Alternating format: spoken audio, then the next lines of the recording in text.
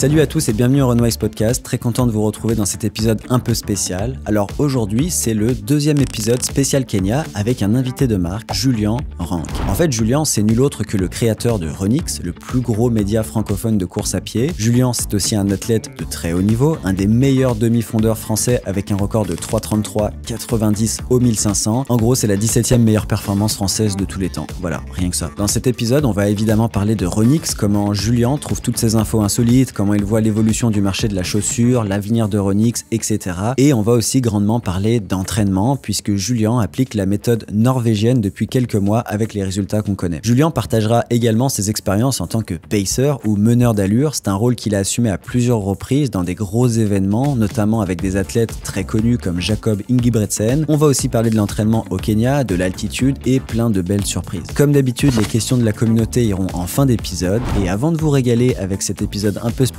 laissez-moi vous présenter le sponsor du jour, NordVPN. Imaginez que vous êtes en train de planifier vos prochaines vacances ou un déplacement professionnel. Vous cherchez les meilleures offres pour vos vols, pour vos hôtels et les locations de voitures. Exactement comme je l'ai fait pour voyager au Kenya pour mon camp d'entraînement. Eh bien, peu de gens le savent, mais avec NordVPN, vous pouvez économiser sur ces coûts. Comment ? Eh bien, en changeant virtuellement de localisation pour accéder à des tarifs qui sont souvent plus avantageux, qui sont disponibles dans d'autres pays. C'est une astuce simple pour alléger vos dépenses et pouvoir enfin vous payer une paire de Evo 1 à 500 € dans quelques années. Et ça marche aussi sur certains abonnements mensuels du genre Spotify ou YouTube Premium, en localisant votre VPN en Argentine ou au Chili par exemple. Voilà, petite technique sympa. L'autre chose qui peut vous arriver, c'est de recevoir un courriel d'une adresse trompeuse genre Microsoft qui te demande d'agir rapidement sur un problème de compte, dans le but évidemment de récupérer ton mot de passe. Alors je sais que la communauté Runwise ne se ferait pas avoir avec ce genre de petits pièges, mais imaginez que on vous prend dans un moment de faiblesse, vous avez couru un 30 x 400 la veille, ça peut altérer votre jugement, du coup vous cliquez sur ce lien frauduleux et hop, c'est foutu. Heureusement,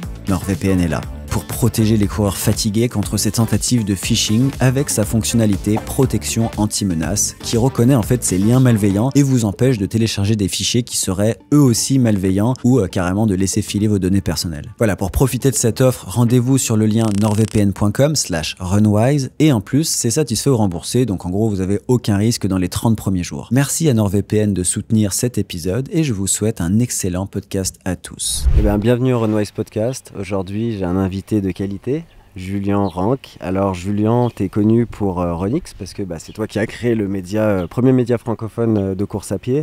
On parle quand même de 300 000 abonnés sur Facebook, 186 000 sur Instagram, c'est assez impressionnant. Et Julien, tu es aussi un athlète de haut niveau puisque tu as participé aux mondiaux de Budapest cette année. Est-ce que c'était ta première compétition internationale ? C'était ma première sélection en équipe de France. J'ai une petite anecdote avec ça, je te la raconterai après. Ok, on n'oublie pas. Fait que aujourd'hui, ce que j'aimerais discuter avec toi, Julien, d'entraînement déjà, parce que tu en parles un petit peu sur ton Insta perso, mais au final pas tant que ça. Tu parles beaucoup plus des entraînements des autres coureurs à travers Runix. Et on va aussi parler du Kenya parce que tu y vas depuis 2017, je pense que c'est ça la première fois que tu étais au Kenya. La première fois c'était en janvier 2017. Ouais, donc ça fait presque 6 ans, c'est ça ? C'est ça. Ouais. Et on va aussi avoir des questions de la communauté. Alors il y en a eu vraiment beaucoup, je pense qu'il y en a eu à peu près 107 sur la page YouTube. Donc on l'a même pas mis sur Instagram, sinon on avait trop. Alors évidemment on ne peut pas poser toutes les questions, j'en ai sélectionné une bonne dizaine on va dire. Et voilà, c'est ça le programme d'aujourd'hui. Fait que déjà Julien, comment ça va ? Ça va bien, c'est un plaisir de participer à ton podcast et c'est surtout un plaisir de t'accueillir chez nous au centre au Kenya. Ouais, alors pour ceux qui ont juste la version audio, parce que c'est vrai que nous c'est la version vidéo sur YouTube, mais il y a aussi une version sur Spotify et compagnie. Donc là on est au Runix Center, on est au Kenya, à Iten. Moi j'y suis depuis une vingtaine de jours, donc là je suis en fin de prépa. Julien, toi tu y vas 2-3 fois par année, donc tu y restes combien de temps en fait Je suis au Kenya à peu près entre 5 et 6 mois dans l'année. Ok, ah ouais quand même en fait la moitié de l'année, je pensais pas tant que ça. Ouais, je fais en général des séjours de 2 mois comme en ce moment. Donc on va parler du Kenya aussi beaucoup parce que tu es un expert du Kenya, j'ai eu Julien aussi Vanders qui est un expert du Kenya, on en a beaucoup parlé. Mais j'aimerais tout d'abord recommencer par le début, c'est quand que tu as commencé la course et à quel âge ?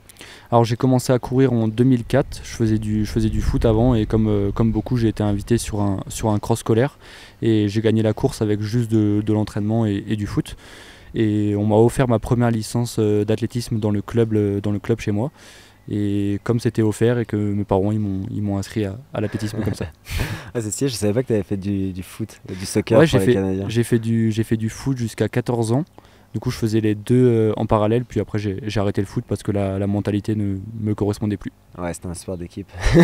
C'était un sport d'équipe, et surtout c'était beaucoup de bagarres, de conflits, et je préfère l'ambiance de la course à pied. Ok, donc c'est vers quel âge que tu as fait la transition du coup? Du coup, c'est vers 14 ans que j'ai arrêté le foot, et à partir de 15 ans, j'ai fait que de la course à pied du coup. Ok, fait que ça s'est passé comment au début? Tu as eu un peu le parcours classique dans un club et tout, ou par toi-même? Ouais, j'ai commencé par j'ai fait du saut en longueur, j'ai fait plein de choses à côté, et après je me suis spécialisé un petit peu tout doucement vers le 2000 fond, le 1000 mètres, mais à l'époque j'étais loin de faire partie des meilleurs français comme actuellement. Ok, mais t'étais quand même, tu sentais que tu avais des petites prédispositions quand tu jouais au foot, tu avais de l'endurance et tout, ou peu spécialement? Ouais, on me faisait souvent la remarque que c'est moi qui courais quasiment le plus sur le terrain, donc même moi j'aimais courir, c'est aussi pour ça que je suis allé dans l'athlétisme, donc je l'ai senti assez tôt qu'il y avait quelque chose à faire là-dedans. Ok, c'est drôle parce que j'ai une petite anecdote, j'en ai jamais trop parlé dans les podcasts, mais moi je faisais du foot aussi quand j'étais jeune et j'avais la pire vision de jeu ever.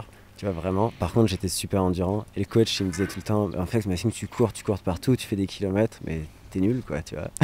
Ouais, mais ça sert aussi de courir sur un terrain. Ouais, ça sert, mais putain, j'étais très mauvais. Fait que saut en longueur, t'as pas fait de lancer et tout comme. J'ai fait du lancer parce qu'on était obligé, on devait faire 3 épreuves, on devait faire un saut, un lancer et une course, du coup je faisais forcément du lancer, okay. Mais sans te mentir, c'était pas mon point fort vu mon physique. Ouais. Oui, parce que c'est vrai que t'es pas le plus gros gabarit non plus. Non, ouais, pas du tout. Ok, fait que tu te souviens du 1000 mètres, tes premiers 1000 mètres ou pas? Il me semble que j'ai dû faire 2,40 en minime, du coup je pense que j'avais entre 10 et 12 ans, je faisais 2,40 au 1000 mètres à cette période-là. Putain, c'est pas dégueu, au final ça fait 4 minutes 1500. Ouais, c'est possible. Ouais, donc t'avais quand même des bonnes prédispositions au final. Oui, après ça me plaisait, du coup je m'entraînais aussi correctement déjà à ce moment-là. Donc forcément, quand on entraîne correctement et qu'on a un petit peu de talent de base, ça fait tout de suite quelque chose d'intéressant. Et donc à l'époque, ça ressemblait à quoi ton entraînement? C'était super léger, j'imagine? Oui, c'était quand on commence l'athlétisme en club, en général c'est 1 ou 2 entraînements par semaine.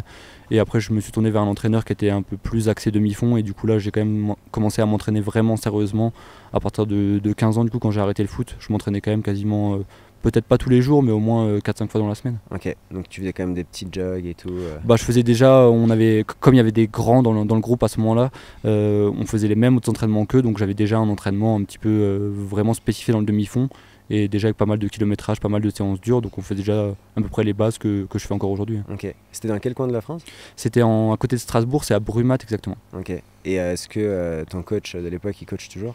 Alors il est décédé il y a 3 ans maintenant, mais okay. C'était un grand coach il était sélectionneur de l'équipe de France pour les Jeux Olympiques en Australie. Je ne me rappelle plus de l'année, du coup je ne vais pas citer l'année.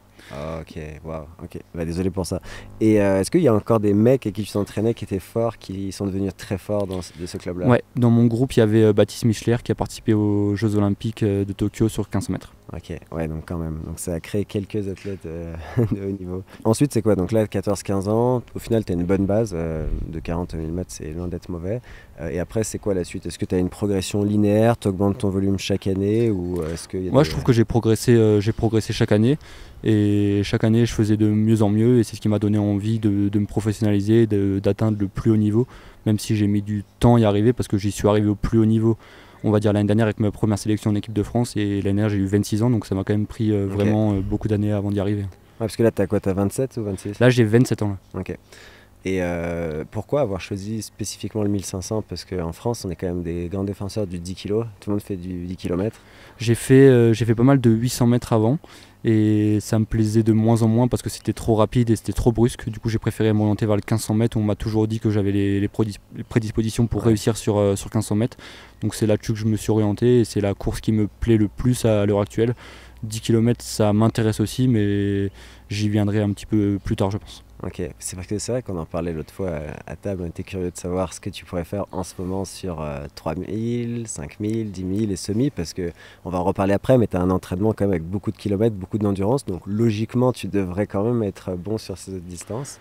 Ouais, c'est difficile à dire d'estimer un chrono, mais moi je pense que j'ai une valeur en dessous un petit peu moins de 29 minutes. Quand on fait 3,33 au 1500 mètres en général, ouais. On vaut sous les 29 minutes. Ouais, il y a même des mecs qui font peut-être sub 28 avec ces chronos-là. Mais bon, il faut beaucoup d'endurance. Mais il faut le faire, il faut le préparer spécifiquement, et là c'est pas mon objectif cette saison, donc ça attendra un petit peu. Ça attendra un petit peu. Tu peux après pas chronologiquement chaque année, mais tu sais, m'expliquer un petit peu la progression là, genre en fait, on n'a même pas parlé de ton premier 1500 au final. J'ai fait vice-champion de France espoir j'ai fait champion de France espoir du 1500 mètres. Je sais plus quand ça remonte. C'est la première année où je me suis vraiment lancé dessus. J'ai fait champion de France espoir. Bon, après, pour la petite anecdote, cette année-là, les meilleurs ils n'étaient pas là. Donc je suis champion de France espoir, mais les meilleurs n'étaient pas là. Au tout début, quand j'ai commencé, j'ai dû courir aux alentours de 3,50. Et après, d'année en année, c'est descendu. J'ai fait petite pause en passant sur 800 mètres aussi, où j'ai fait 3e au France Elite en 2020, l'année du Covid. Ouais. Pareil, l'année où les meilleurs n'étaient pas forcément là non plus. Et après, du coup, je me suis vraiment concentré à fond sur le 1500 mètres depuis maintenant 2-3 ans. Et c'est ce qui explique les chronos, dont le chrono de l'année dernière. Ouais. Ok, parce qu'il faut le dire aussi, sur 800 mètres de mémoire, je pense que tu as un record à 1,47. Je me souviens plus après les... Ouais, ça c'est une 47-71, ce qui à l'époque était très bien parce que j'ai fait 2 fois de suite 5e au France Elite, mais ce qui, avec le niveau actuel, je me qualifierais difficilement au championnat de France maintenant. Ah ouais? Ouais, le niveau il est tellement élevé maintenant en France sur 800 mètres, je crois qu'il me semble de mémoire, il y avait une dizaine d'athlètes cette année qui ont couru sous les 1,46. Okay. Alors qu'à l'époque où moi je faisais 5e, j'étais parmi les meilleurs français avec une 47-70, alors que maintenant j'en serais assez loin. Ok. Et les gars de ton niveau 1500, ils courent à peu près combien 800 en général? Alors Asdin Habs, qui est le meilleur coureur français sur 1500 mètres, il a fait une 43-90 cette année. Ah ouais, une 43. Donc après c'est un peu l'exception, mais après un très bon coureur de 1500 mètres va courir aux alentours d'une 45. Ok, une 45. Parce qu'après j'imagine qu'il faut un bon mélange entre vitesse et endurance aussi. Là, ouais, c'est ça. Je pense que le 1500 mètres, vraiment avoir le juste milieu entre la vitesse, assez de vitesse sur 800 mètres, mais aussi avoir l'endurance et une bonne capacité anaérobie. Ouais. Et tu te souviens de ton premier du coup sub 350, parce que c'est quand même une barrière pour beaucoup de coureurs? Mais je me suis jamais fixé de... Je sais qu'il y en a beaucoup qui raisonnent avec les barrières, peut-être que ça m'est même pas arrivé sur 10 km parce que j'en ai fait un et j'ai fait 29-30.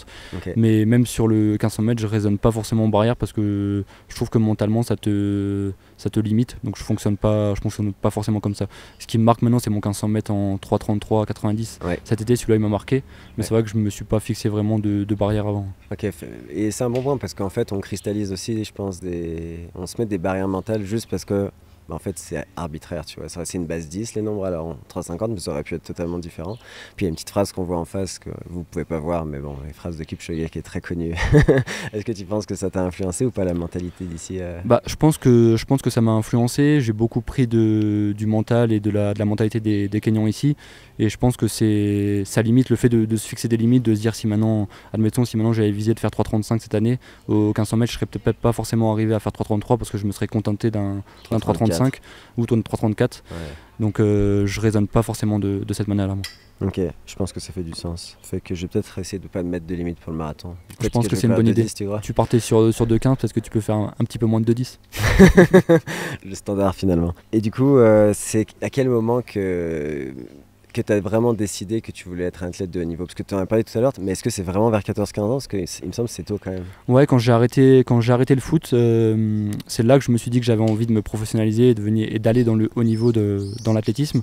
Après, à ce moment-là, j'y étais quand même assez loin, mais je pense que j'y ai toujours cru, je me suis accroché, je me suis toujours entraîné.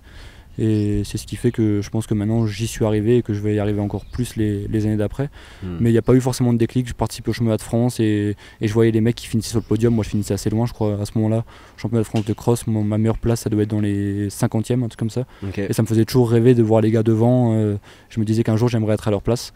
J'arrive pas encore à être à leur place sur les crosses comme je m'imaginais à l'époque, mais sur piste j'y arrive tout doucement maintenant. Tu vois que c'est quoi qui te manque pour les crosses? C'est surtout l'envie, parce que j'ai pas spécialement envie de m'entraîner, de préparer ça dans la boue, et je pense surtout que c'est chacun sa philosophie. Moi je trouve que c'est pas compatible avec la préparation et les objectifs que j'ai sur piste, donc ça me freinerait dans ma préparation de préparer ça. Puis j'imagine qu'il y a des foulées plus ou moins adaptées pour les terrains comme ça, non? Oui, il y a ça aussi, mais finalement, quand tu vois maintenant les championnats de France de cross-court l'année dernière, on a un peu de tous les profils qui arrivent à jouer devant. Donc je pense que ça, c'est un petit peu dans la tête qu'on s'imagine ça. Mais j'y arriverai un jour sur cross, je pense. Ouais, j'ai hâte de voir ça. Mais c'est vrai que les crosses, en plus, en France, c'est quelque chose de vraiment important, là. C'est quelque chose d'important, puis même c'est la bataille. Puis il y a souvent tous les demi-fondeurs, peu importe la distance, des coureurs de 800 jusqu'aux 10 km qui peuvent se retrouver sur une même course. C'est vrai. Le chrono, il compte pas, donc c'est vraiment purement la bagarre. C'est ce que moi j'aime dans ce sport. Donc c'est pour ça que ça m'attire. même si c'est pas compatible pour l'instant. C'est ça que tu regardes pas le chrono en cross, hein. C'est vraiment le classement. Fait qu'en fait, tant que t'es pas premier, c'est difficile d'être satisfait. C'est pour ça que c'est juste de la stratégie, de la bataille, et c'est en général le plus fort qui gagne à la fin. Tu trouves que ça travaille le mental, les crosses? Ouais, ça travaille bien le mental, puis souvent même l'entraînement, je me rappelle quand j'étais un peu plus jeune, je faisais des entraînements spécifiques cross, donc il faisait froid, on courait dans la boue, même ça forge le mental. Ouais, je trouve aussi. Tu disais que tu t'entraînais avec un coach à tes débuts, est-ce que tu as changé de coach en cours de carrière? J'ai changé de coach parce qu'on a eu quelques problèmes dans le groupe où j'étais, du coup j'ai été forcé de changer de coach. Je suis passé avec Abdelkader Mahmoudi, ça a été mon coach pendant 3 ans. Il était athlète de haut niveau, il avait fait champion de France espoir aussi du 1500 mètres. Il m'a fait passer pas mal de caps. Et depuis l'année dernière, donc ça fait la 2e année de suite maintenant je m'entraîne tout seul. Ok, et c'est quoi les différences que tu vois? Parce que c'est des athlètes de ton niveau qui performent autant et qui s'entraînent seuls, je pense que c'est une minorité, tu me dis si je me trompe. Je pense que c'est une minorité, mais parce que je pense qu'ils n'osent pas forcément le faire. Je sais qu'à chaque fois qu'on me pose la question, les gens ils sont un petit peu surpris et ils se demandent comment j'arrive à gérer ça tout seul, mais en fait il n'y a rien de compliqué parce que finalement c'est des années d'expérience et je pense que beaucoup arriveraient à le faire. Ils n'osent pas forcément le faire et passer le cap. Moi je sais que ça m'a beaucoup aidé, c'est ce qui m'a permis de faire les chronos l'été dernier, j'en suis sûr, parce que je courais sans pression, je faisais vraiment ce que j'avais envie, quand j'avais envie, je m'écoutais beaucoup plus, je m'entraînais vraiment aux sensations et je pense que c'est vraiment ce qui a fait la différence et je suis sûr de ma manière de fonctionner. Donc plus d'autonomie dans l'entraînement, mais du coup on pourrait penser, tu vois, je prends mon exemple, j'ai les compétences pour me coacher parce que je le fais avec beaucoup d'autres coureurs. Mais je suis pas capable de me coacher, tu vois. Fait que je pense qu'il y a des traits de personnalité de certaines personnes, tu vois. Moi, par exemple, je veux toujours en faire trop, j'ai besoin que quelqu'un me limite dans ce que je fais. Est-ce que tu penses que tout le monde peut s'entraîner seul ou tu crois que tu as une personnalité aussi tu vois, moi j'aurais dit l'inverse de toi. Moi j'estime que je suis pas capable de coacher des athlètes pour l'instant parce que j'en ai pas les compétences. Par contre, pour moi-même, je vois que ça marche parce qu'en fait je fonctionne vraiment. Moi je m'écoute beaucoup. En général, je fais mon plan le dimanche soir, je fais mon plan pour la semaine, mais il faut savoir que mon plan il va changer peut-être 2-3 fois dans la semaine. Soit je vais aménager, par exemple si j'ai une séance le matin, une séance piste le matin, quand je vois que je suis pas bien, moi j'hésite pas à réduire la séance, et au contraire si des fois je me sens mieux, soit j'accélère l'allure, soit j'en rajoute un petit peu derrière. Moi j'arrive à trouver le bon équilibre parce que je sais ce qui est bon et je sais comment arriver à ce que j'ai envie.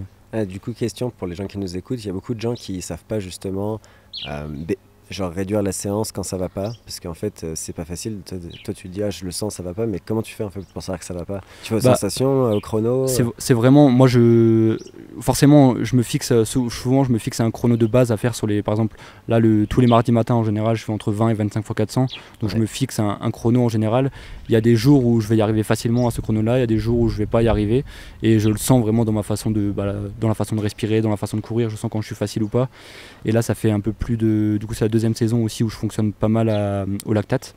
Du coup en général j'analyse tout ça et que je vois à la fin de la séance ou alors au milieu si je dois accélérer, si je dois ralentir, si je dois réduire ou si je peux en rajouter derrière. Donc peut-être de faire souvent les mêmes séances, ça te permet de comparer, parce que moi je prends mon exemple, je fais quasiment jamais les mêmes séances parce qu'on a un principe de diversité qui est super important pour moi. Moi je m'ennuie super vite dans la vie des trucs et si je fais 2 fois d'affilée la même séance, je perds un peu la motivation.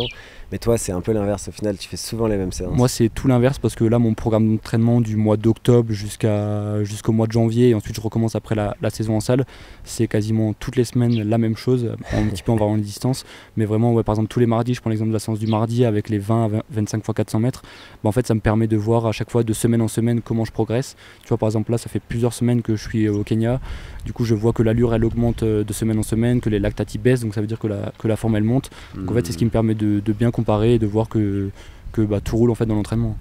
Et du coup cette méthode, je pense qu'on peut dire que c'est un peu la méthode norvégienne.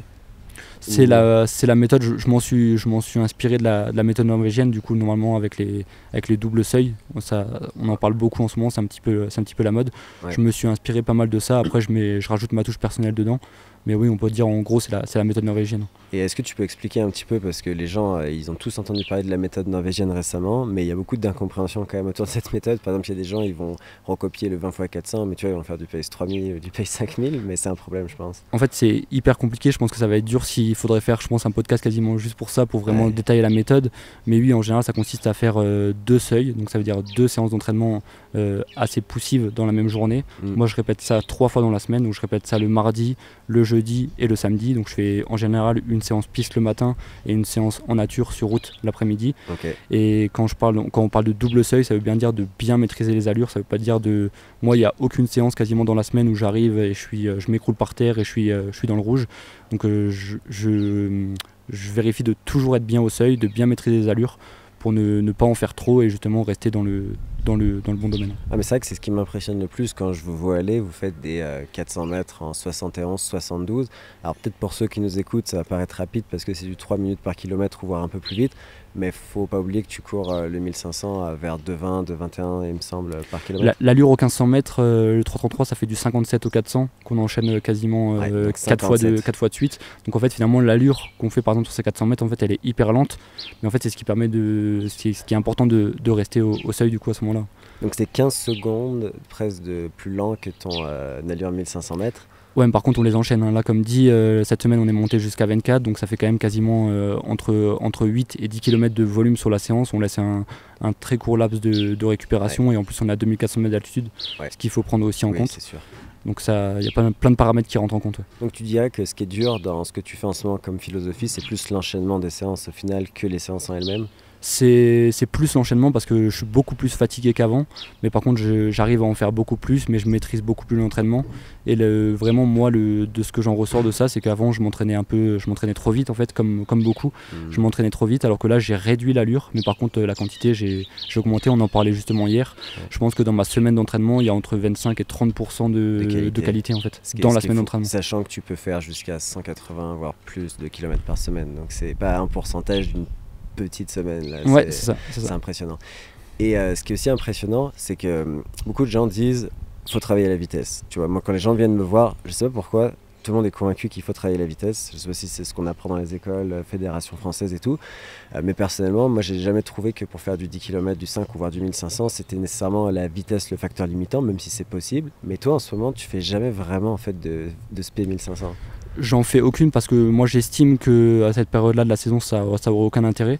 Mais par contre je garde quand même une séance de vitesse. Je fais en général 2 séances de musculation par semaine et le lundi je fais toujours une séance de musculation et derrière j'enchaîne avec une dizaine de sprints sur 100 mètres où je sors les pentes et je vais quand même assez vite.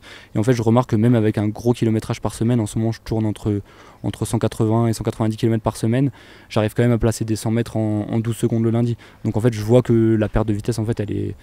Je sais que j'entends beaucoup comme quoi quand on fait beaucoup de kilomètres on perd de la vitesse. Moi je trouve que chez moi j'ai pas constaté ça depuis un an maintenant, je le constate pas en fait. C'est intéressant parce que on en parlait l'autre fois en off, mais moi après mes prépas marathon des fois je me sens vraiment fort dans mes jambes, alors que pour le coup moi je fais encore moins de vitesse que toi, hein.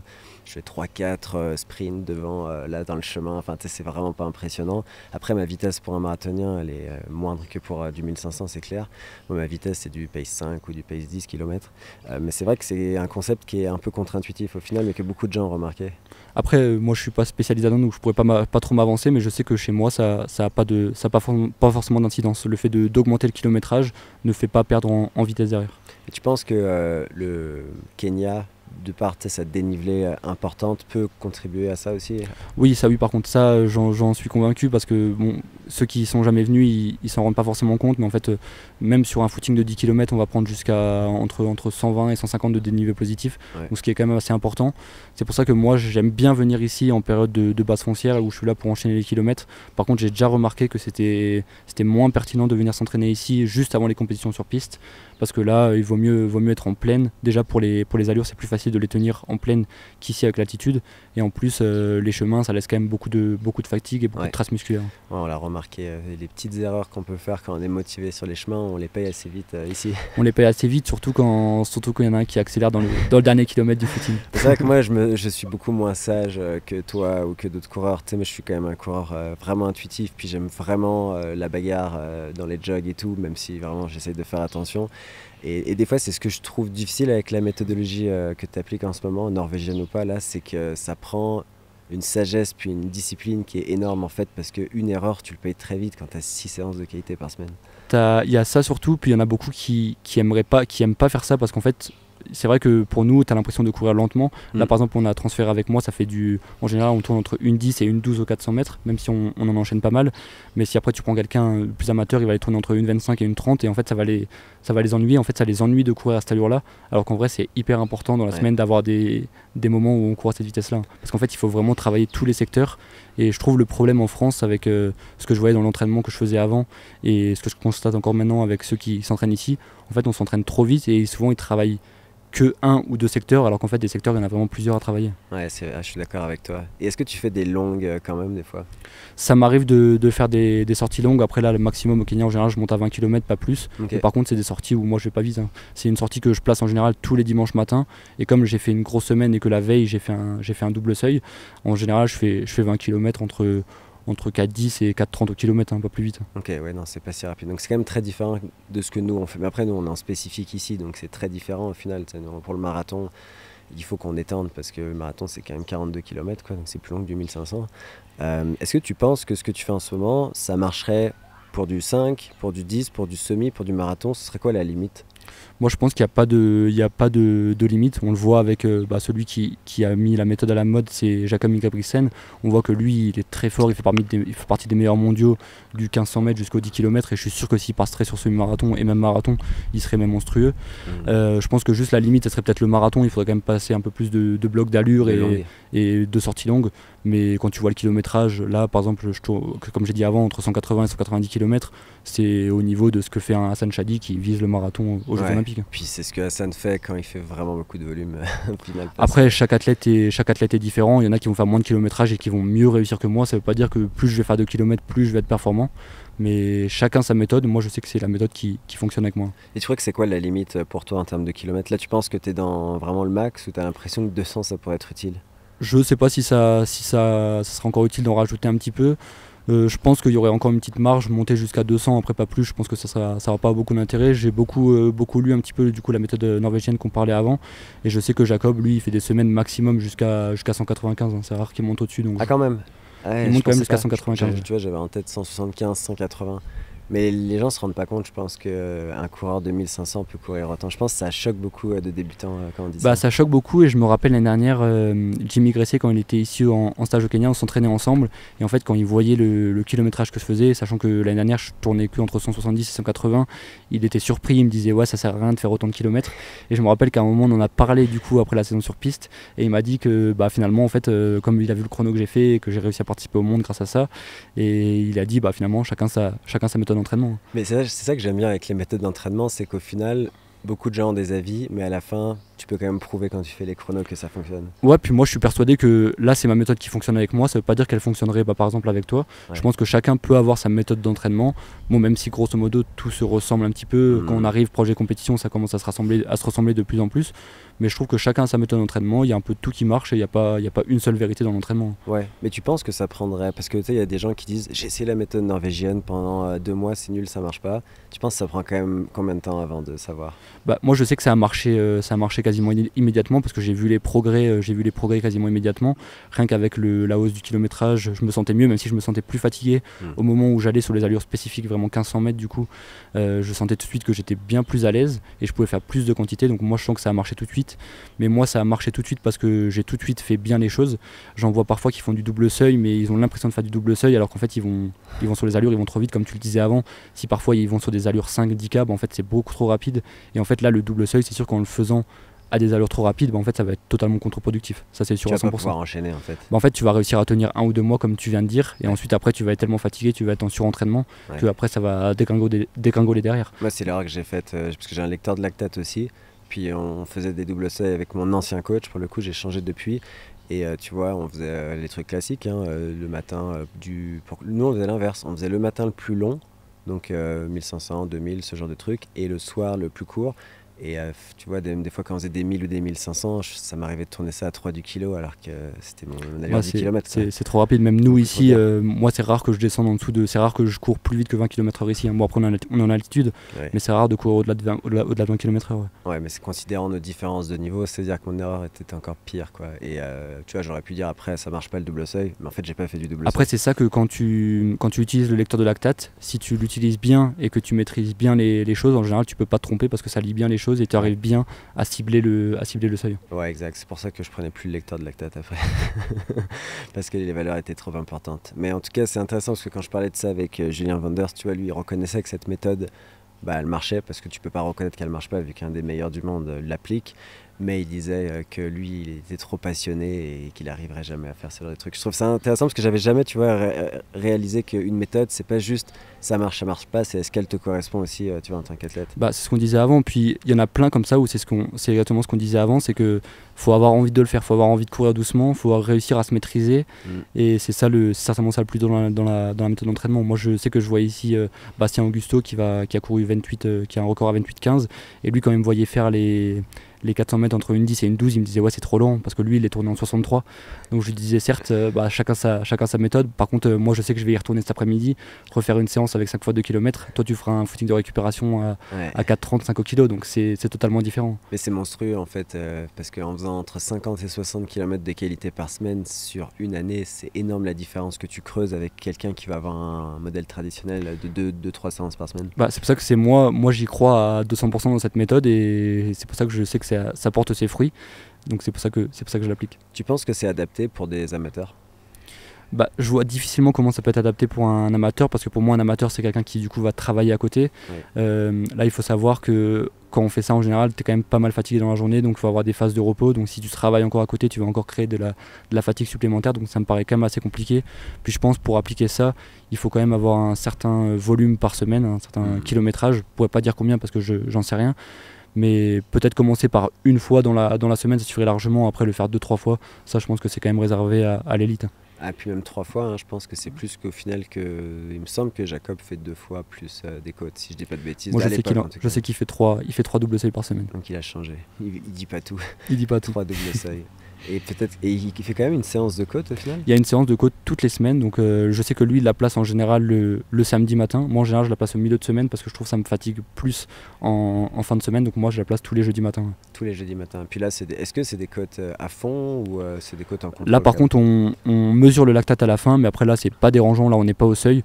Moi ça représente un petit peu près ici, je fais entre 15 et 20 fois 200 mètres que je coupe en général en 2 blocs et je les monte entre 2,55 et 2,45 au kilomètre. Donc on va quand même beaucoup plus vite que quand on tourne sur piste. Donc là pour le coup le but c'est d'aller dans des niveaux de lactate plus élevés. Voilà, c'est ça, le but c'est de faire un petit peu le montée de lactate sur les côtes, et c'est pas d'arriver dans le rouge pareil, parce qu'après il faut savoir qu'on enchaîne de nouveau l'après-midi avec une autre séance de seuil, donc il faut quand même garder de l'énergie.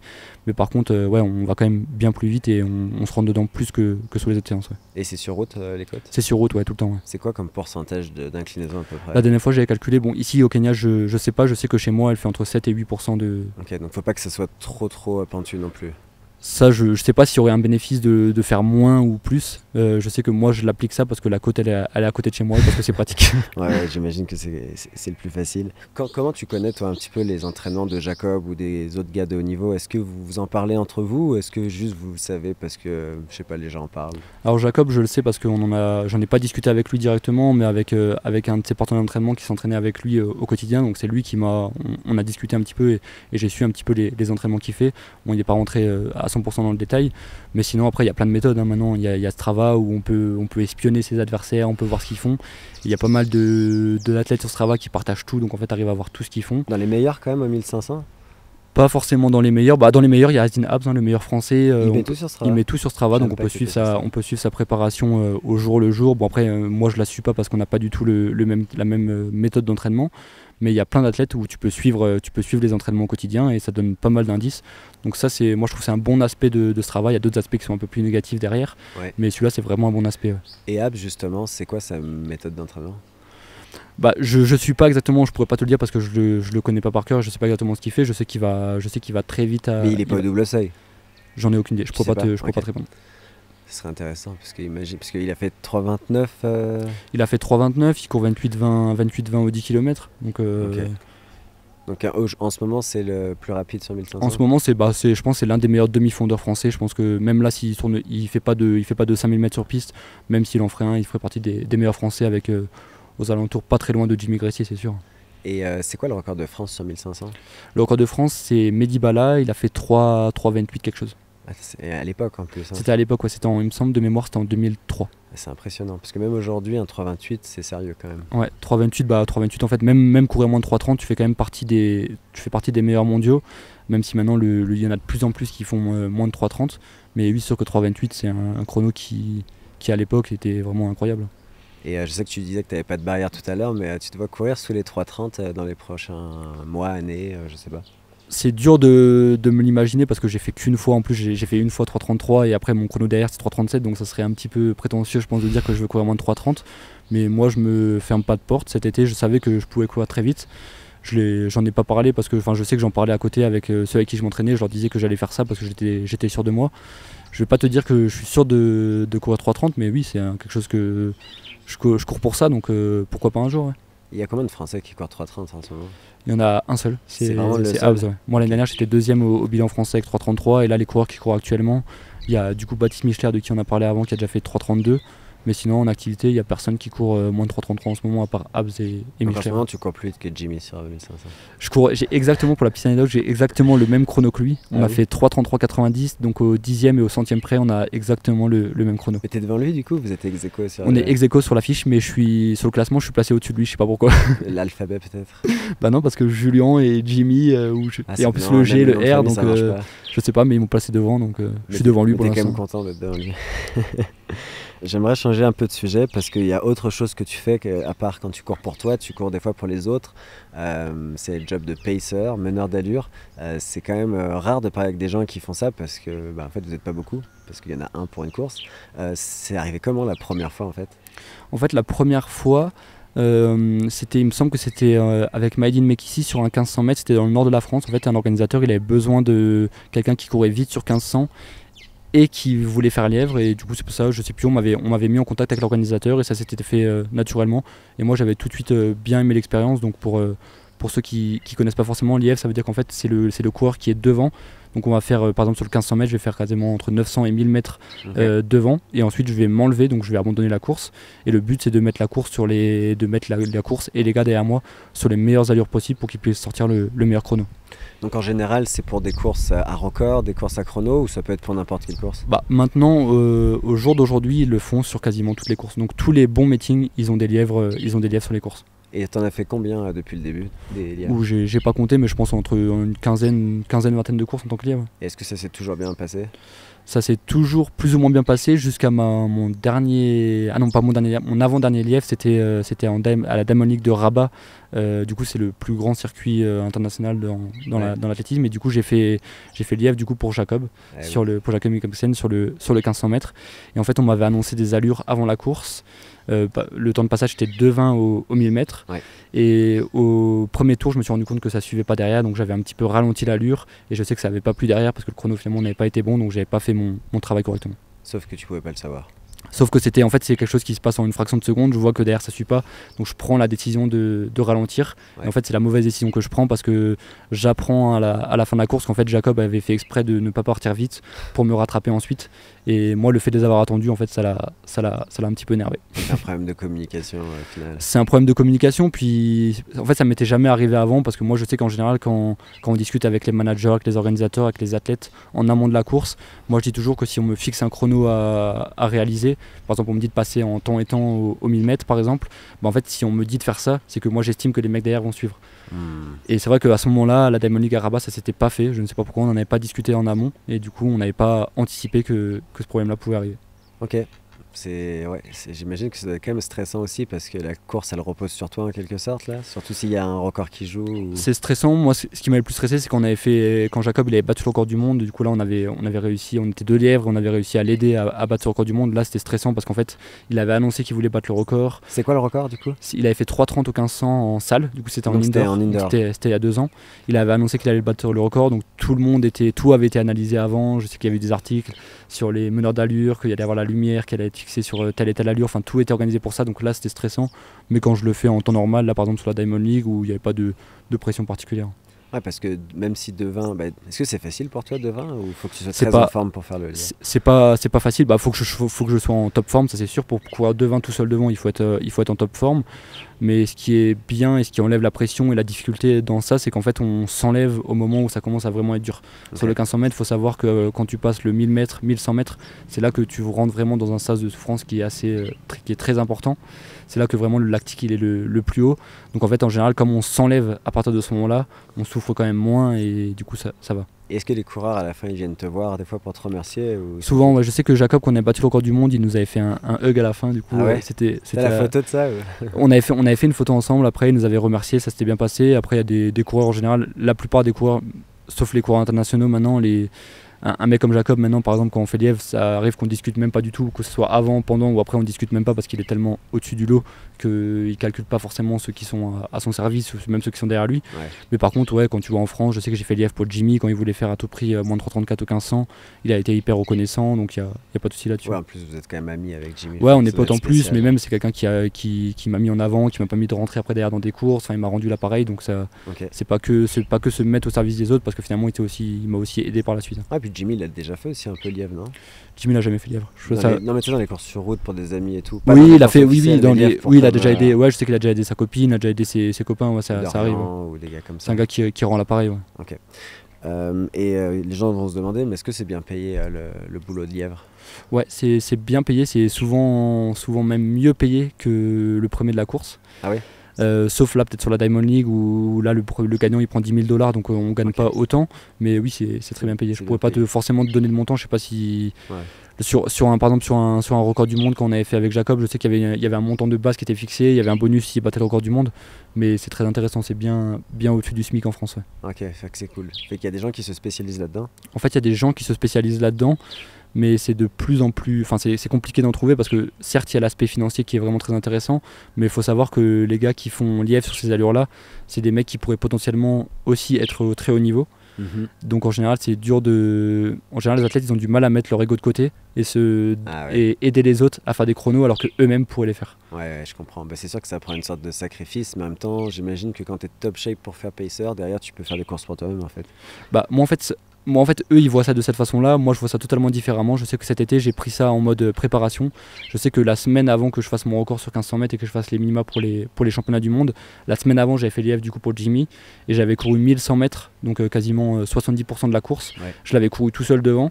Donc je savais, pour moi j'avais pris ça comme un bon entraînement, un entraînement contrôlé, et c'est ce qui m'a permis la semaine d'après de faire les minima pour le championnat du monde. C'est vrai que c'est l'avantage de faire lièvre sur 1500 et pas sur marathon, parce que quand tu fais lièvre sur marathon 30 kg là pour le coup ça hypothèque un peu. Sur marathon, je sais que Duncan il avait fait ça au marathon de Paris et après il avait enchaîné avec le marathon d'Amsterdam derrière ou Rotterdam, je sais plus lequel, et je sais que ça lui avait porté préjudice parce qu'il avait fait 30 ou 35 bandes sur les allures marathon. Et en fait ça suffit pas, 3 semaines, 1 mois c'est pas suffisant pour récupérer après derrière et réussir à enchaîner. Ouais, j'imagine très bien. J'avais une question que je t'ai pas posée tout à l'heure sur l'entraînement, mais tu sais, là tu t'entraînes en altitude. L'altitude c'est super complexe. Je pense qu'on pourrait faire un podcast quasiment que sur l'altitude. C'est que la deuxième fois que je viens au Kenya. Et plus je viens, plus je vis des choses, plus je me rends compte que je faisais des erreurs la première fois, logique j'imagine, et que c'est quand même une science l'altitude. C'est quoi les conseils que tu donnerais à des gens qui veulent venir faire un stage au Kenya ou ailleurs en altitude là, toi tu as dû en voir des erreurs parce qu'en final tu as vu des centaines de personnes s'entraîner ici. J'en vois énormément des erreurs et moi en général ce que je dis après c'est rarement écouté parce que je suis pas forcément coach ou voilà, j'ai pas trop envie de trop influencer, mais en général les conseils c'est les premiers footings. Moi je sais qu'il y a quelque chose qui m'avait marqué, c'était Bob Tarry à l'époque qui a fait du coup 3e au chemin du monde sur steeple et qui avait monté le centre ici au Kenya. Il m'avait dit comme quoi vraiment la première semaine il faut pas regarder ta montre quand tu pars faire un footing. En fait il faut surtout pas regarder ta montre parce qu'en fait l'erreur ça va être que quand tu es ici au Kenya, avec le dénivelé, avec l'altitude, en fait tu vas courir bien plus lentement que ce que tu as l'habitude de faire en France, et en fait l'erreur c'est de regarder ta montre, de te dire oula je suis trop lent, faut que j'accélère, et en fait c'est là que tu commets l'erreur. Donc il y a ça, ne pas forcément regarder sa montre, et attendre quelques jours, faire vraiment que des jogs au début tranquillement sans se prendre la tête, et après commencer par de l'intensité assez courte et de manière progressive ensuite.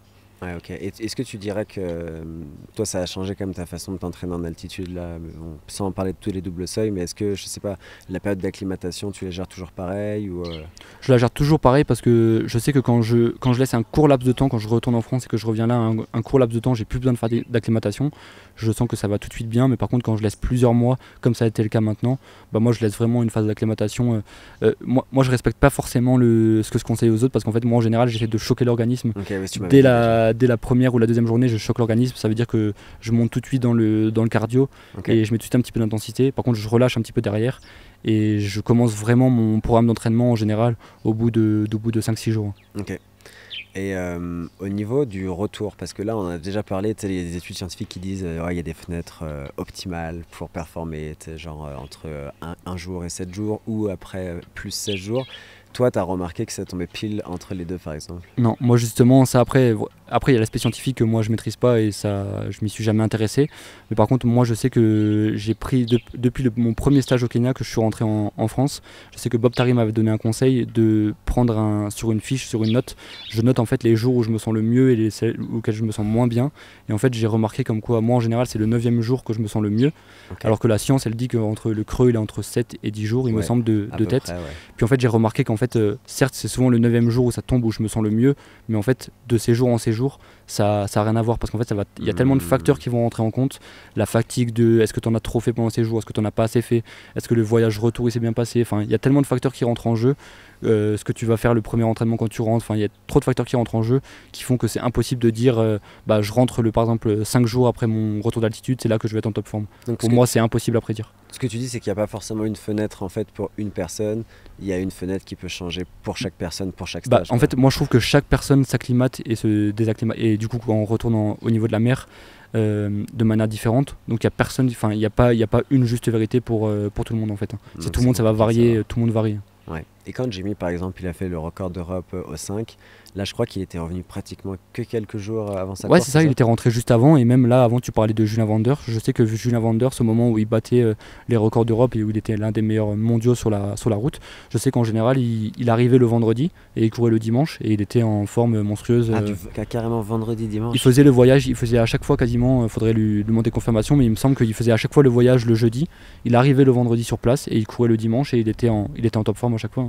Ok, ça, avec le voyage et tout, ça me paraît fou, mais ça avait l'air de bien marcher pour lui. Après, je pense que si tu gères bien, tu fais ta dernière séance le lundi ou le mardi, derrière tu laisses vraiment des moments calmes derrière où tu récupères bien. Ouais. Après, lui c'était différent, tu voyages aussi en business quand tu rentres. Tu crois qu'il voyage en business? Il voyage en business, c'est sûr, faut vraiment à ce niveau-là, c'est vraiment les détails qui font la différence. C'est pas un détail, un business. Entre voyager en business, faire un vol de nuit, allonger, dormir, faire une vraie nuit de sommeil et être en classe éco et pas dormir de la nuit, en fait c'est sûr que ça n'a rien à voir. Ouais, la classe éco c'est fatigant, je suis d'accord. Bon c'est noté le business pour... je suis d'accord avec toi. Moi les vols en avion j'en fais beaucoup parce que j'habite au Canada, et honnêtement je pense qu'on sous-estime à quel point c'est fatigant de faire une nuit blanche après un gros bloc comme ça. C'est très fatigant, c'est pour ça que les derniers jours avant, moi je fais toujours attention de bien lever le pied pour ne pas faire de la fatigue supplémentaire. Moi j'en vois beaucoup qui font l'erreur ils ont en général, là on prend vraiment l'exemple spécifique du Kenya, où tous les vols en général sont de nuit, donc ils décollent à 23h. Ouais. Donc en fait l'erreur typique c'est de s'entraîner dur le matin, de faire un footing de récup par exemple l'après-midi et d'enchaîner avec le vol derrière. Ouais. C'est sûr que si tu voles en classe éco comme moi c'est mon cas, moi j'ai jamais voyagé en business, quand tu voyages en classe éco après derrière, tu peux être sûr que tu as à la fois la fatigue de la journée d'entraînement, la fatigue du voyage, et après ça peut faire beaucoup de moins à l'arrivée en France. En fait, il est peut-être là le 330 en fait. Peut-être que je vais investir dans la classe business à mon retour là, au début décembre. On verra si ça fait la différence. J'aimerais bien parler un peu des mondiaux, parce qu'au final c'est une énorme expérience que tu as eue cette année. Déjà globalement c'est quoi le ressenti avec le recul là, que tu as eu sur... Le recul maintenant je suis très content d'y avoir participé. À chaud ça a été dur parce que j'avais beaucoup travaillé. Je suis arrivé très en forme là-bas et j'ai fait, du coup la course c'était à 1500 mètres, j'ai fait 1200 mètres très bien, et après j'ai fait une grosse erreur au moment où, à l'emballage final, après je trébuche un peu par ma faute à moi, et du coup je termine faute de skier, j'ai terminé dernier des championnats parce que on avait la course la plus lente, ouais. On avait la série la plus lente, ouais. Et j'ai terminé dernier de ma série, donc j'ai fait dernier des championnats du monde à ce moment-là, donc c'était très dur à accepter à ce moment-là, mais avec le recul je me suis dit que si en début d'année on m'avait dit que j'ai participé, j'aurais signé de suite. Donc je pouvais pas me permettre d'être déçu de ça, même si forcément l'aspect sportif et moi je vise la performance avant tout, je peux pas me satisfaire de me faire sortir en série, c'est pas possible. Et avec le recul, tu crois, c'est quoi que tu ferais différemment là s'il y avait la même course? Je pense que je me suis laissé un petit peu impressionner par l'ambiance. Je pense que moi je sais que toute ma vie j'ai regardé les championnats du monde, les Jeux Olympiques, les championnats d'Europe à la télé, ouais. Et en fait quand on vit le truc, ça a tellement rien à voir, on s'imagine pas les coulisses derrière, on s'imagine pas. En fait, nous on voit les athlètes sur la piste au moment du départ, on s'imagine pas tout ce qu'il y a avant. Et même si j'avais de l'expérience avec des gros meetings avant, c'est pas la même chose qu'un championnat. Et je pense que je me suis peut-être un petit peu laissé dépasser par l'événement. Je pense que je vais pas dire que j'ai pas eu peur parce que finalement j'ai quand même couru devant quasiment 3/4 de la course. Mais au moment où il y a eu l'emballage final, j'ai pas osé y aller. J'ai eu un moment d'hésitation et en fait ça tu le payes de suite, surtout quand tu as des mecs avec toi qui sont encore un cran au-dessus de moi, parce qu'il y avait des gars qui sont beaucoup plus forts que moi encore pour l'instant. Et en fait tu le payes direct. Ouais, parce que quand j'en parlais avec Charles Philibert, j'ai fait 2 contenus avec lui, un podcast qui va sortir dans 2 semaines là, et une autre vidéo où on analysait quand Centre-Vitz avait gagné tu sais, la finale La plus lente de l'histoire. La plus lente de l'histoire, où c'était vraiment une course intéressante à analyser. Et lui il me disait que ce qui était dur en 1500, c'est qu'il fallait prendre des décisions presque instinctives, un peu gut feeling, parce qu'en fait t'as presque pas le temps de réfléchir. Bah en fait, surtout si, là je prends mon cas à moi, surtout si t'es pas limite si t'es le plus fort de la course, si t'es un gars comme Jacob, en fait si tu prends ta décision en retard, ça peut aller parce que tu es un cran au-dessus des autres, du coup ça peut le faire. Par contre, si tu as un niveau comme moi où tu es tout juste pour passer, moi l'objectif c'était de passer en demi-finale, j'étais déjà tout juste pour réussir à passer en demi-finale. Si tu fais une erreur en série, en fait tu le payes cash et c'est impossible de pouvoir revenir. Moi, le fait d'avoir hésité, le fait de m'être fait doubler à 200 mètres de l'arrivée, en fait je l'ai payé immédiatement, et après derrière tu reviens pas, tu les bats pas au sprint. Ah ouais, c'est ça, parce que c'était quoi, c'était le dernier tour en fait. En fait, dans ma course, dans ma stratégie de course, le but c'était de courir le plus devant possible. Donc j'ai couru devant quasiment pendant, du coup, ce que je disais avant, 1250 mètres. Et d'un coup, il y a eu une grosse accélération parce qu'on a couru assez doucement. Tu parlais de la finale la plus lente, c'était 3,50 de mémoire. Nous, on a couru le gagnant de la série, il a couru en 3,45. Donc c'est très lent par rapport au niveau des mecs. Il y a des gars qui valaient 3,30 dans la course, donc finalement c'est une course qui est très lente. N'importe qui pouvait avoir sa place. Il y avait c'était qui les meilleurs de ta vague? Il y avait Mario Garcia qui fait 4e ou 5e au monde cette année-là. C'est lui qui gagne la série. Il y avait Timothée Chiriot aussi qui a fait vice-champion olympique, mais qui après se fait sortir en demi. Tellement c'est cruel le 1500 mètres. T'aurais aimé courir contre Jacob au mondial? J'aurais aimé courir contre lui, j'aurais surtout aimé me qualifier en demi-finale. Je pense que la finale ça aurait été un niveau vraiment au-dessus. Mais j'aurais voulu courir en demi-finale, j'aurais voulu courir contre Jacob. Après, quand tu es sur un championnat du monde, tu vis ça un petit peu différemment. Et le but, c'est, je me concentre pas sur une personne en particulier. C'est vraiment l'expérience, quoi. Ouais, complètement. Et du coup, là, le but en ce moment, c'est... Est-ce que tu as ta qualif pour Paris ou pas encore? Non, j'ai pas ma qualif parce qu'en plus, déjà de une, j'ai pas fait les minima. Les minima, c'est 3,33,50. Moi, j'ai fait 3,33,90. Okay. Donc, il manque à 10e. Pour ceux qui sont pas spécialistes du 1500 mètres, ça peut paraître rien qu'à 10e, mais c'est quand même quelques mètres de retard. Donc, c'est quand même assez important. Donc là, la fenêtre de tir, ça va être c'est du 1er juillet 2023 au 30 juin 2024. Qu'on a pour faire ce chrono-là, donc 3,33,50. Et sur marathon aussi?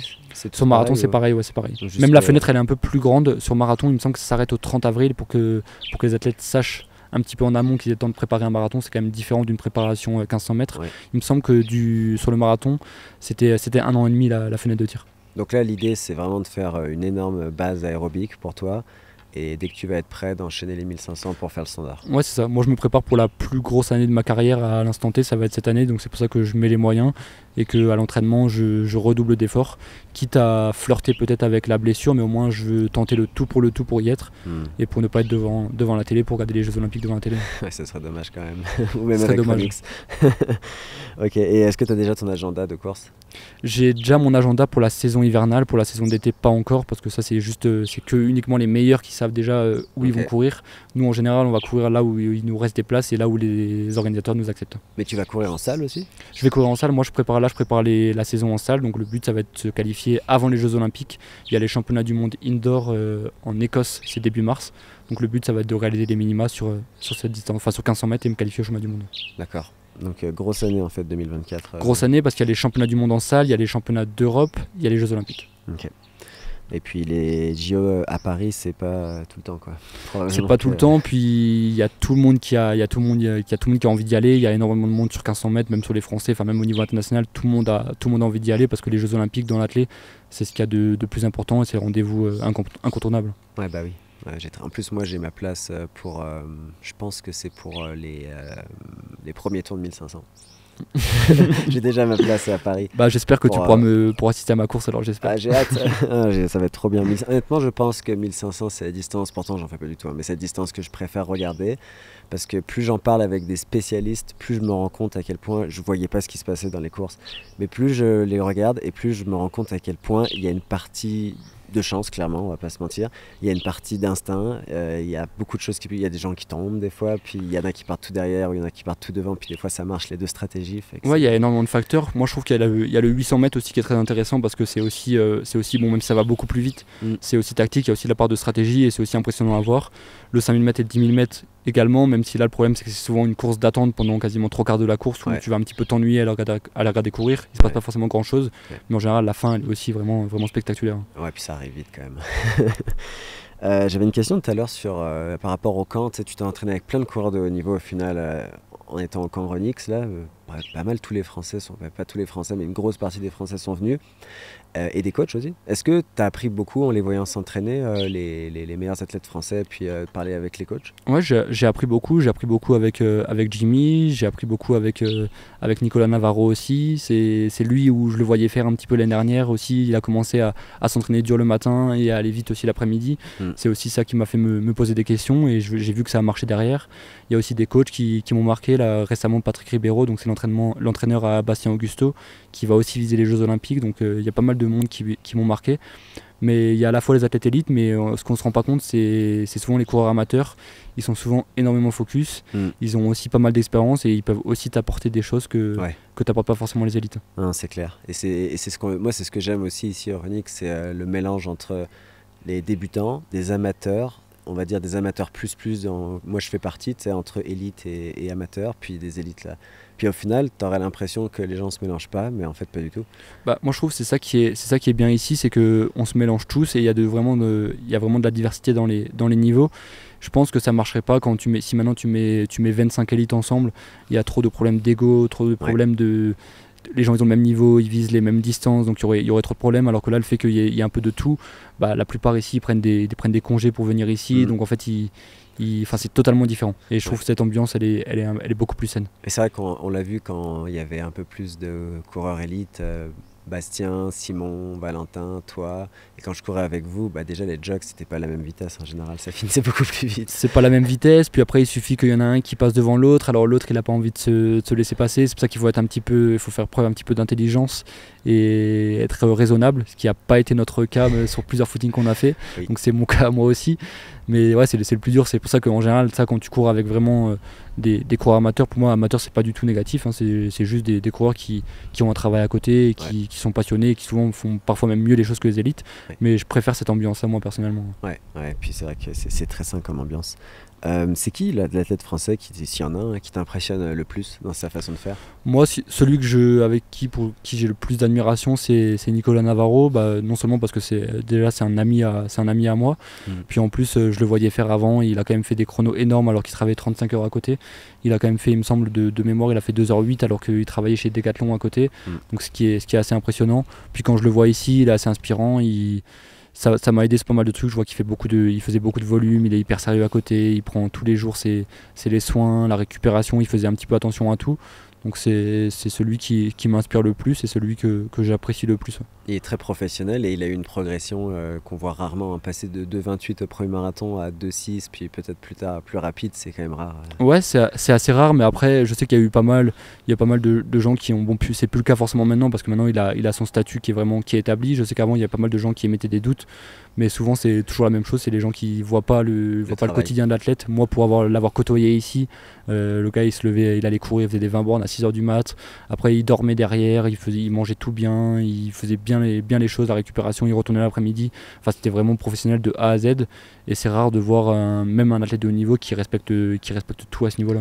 Mais c'est vrai que moi quand je faisais des analyses d'athlètes de haut niveau, quand même ma conclusion à la fin c'est ceux qui arrivent, il n'y a pas du tout de recettes magiques ou d'ingrédients spéciaux, ils cochent toutes les cases. En fait, ils arrivent à être bons partout. J'ai l'impression que c'est ça la clé. Et c'est dur d'être bon partout.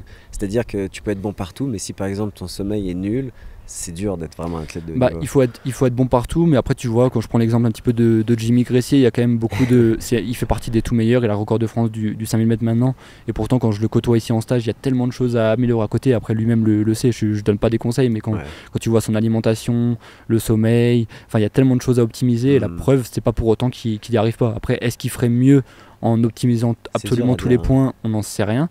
Mais voilà, c'est parce qu'en fait, c'est trouver ton équilibre au final et avoir la motivation. Parce que ça se trouve, pour lui, c'est ce qui fait qu'il a envie de continuer de s'entraîner aussi. Ouais, c'est ça. Puis même, le haut niveau, c'est quand même assez exigeant. Là, on prend l'exemple de deux gars différents. Quand tu vois un Nicolas Navarro, bah lui ici, quand il est ici, c'est au lit à 20h, 21h grand maximum. Ah ouais, plus tôt encore. Alors qu'un Jimmy, c'est plus tard. Donc ça dépend de qui arrive à comment chacun gère son truc. Ça me rassure ce que tu dis, parce que moi je pense que je m'identifie un peu plus à Jimmy sur le rythme de vie, alimentation, sommeil et tout. Je suis quelqu'un qui aime bien profiter de la vie aussi. Bah tu me l'as dit, même quand tu me parles un petit peu de ton alimentation à base de pas mal de burgers, je vois ton armoire avec des Mars, des trucs comme ça, c'est des choses que moi je fais pas forcément, donc on n'a pas le même équilibre. Non, mais c'est pas pour autant que moi je vais réussir plus que toi. Moi je crois pas forcément. Chacun son équilibre. C'est personnel, et que en fait quand tu crois que ce que tu fais ça marche, je pense qu'il y a un énorme effet aussi placebo. Ouais, c'est ça, je pense que c'est le plus important. Moi je sais que ma manière à moi, j'estime que c'est la meilleure pour moi. Toi, je sais qu'on en a parlé ensemble. Toi, tu penses qu'il n'y a pas de souci de manger un petit peu des trucs gras à côté, d'avoir des petits à côté. Et si ça fonctionne chez toi, c'est l'essentiel. Mais c'est vrai que souvent j'en vois un petit peu cette image là par provocation, parce que je sais que beaucoup de coureurs se sentent très très mal quand ils font un écart, et je pense que j'en joue. Mais si tu regardes mon alimentation, elle est vraiment meilleure que ce que je dis souvent, c'est vrai. Et oui, je dis pas bien ça sûr. Pour toi, je dis ça pour les gens qui m'écoutent de manière générale. Et puis de toute façon, même ici, je le vois, tu manges constamment au centre et tu manges bien à côté. C'est pas pour autant que tu vas grignoter à côté. Donc, non, et puis c'est dur de pas manger bien au centre, parce que pour les gens qui savent pas, au centre, c'est que des aliments non transformés qui probablement poussent au Kenya ou juste à côté, même à Haïten. Bah, c'est ce qui est l'avantage du Kenya avec l'alimentation, c'est que c'est pas comme nous, on n'a pas une alimentation en France où tu as quand même beaucoup d'aliments transformés. Je sais que même moi je le pratique pas perso quand je suis en France, parce que j'ai l'habitude ici, mais c'est vraiment ce qui fait la différence aussi ici. Ouais, puis ça goûte, c'est bon, puis c'est autre chose. Mais c'est facile parce qu'on n'a pas à faire à manger aussi. Il y a ça, mais après ça peut aussi être difficile quand tu es là sur une longue période. Tu manges souvent, après c'est la même chose chez toi, mais tu manges souvent la même chose, et c'est vrai que parfois ça manque un petit peu de gras. Où il y a des fois où quand tu es chez toi, tu te dis tiens, bon c'est pas mon cas à moi, mais tu te dis bon, j'ai fait une bonne séance, peut-être que je vais aller au McDo ou manger un truc comme ça derrière. En fait le problème ici à Haïten, c'est qu'il faut savoir que c'est un petit village, et qu'en fait si tu as envie de faire un écart, tu peux pas en fait. En fait tu peux aller acheter un paquet d'Oreo quoi.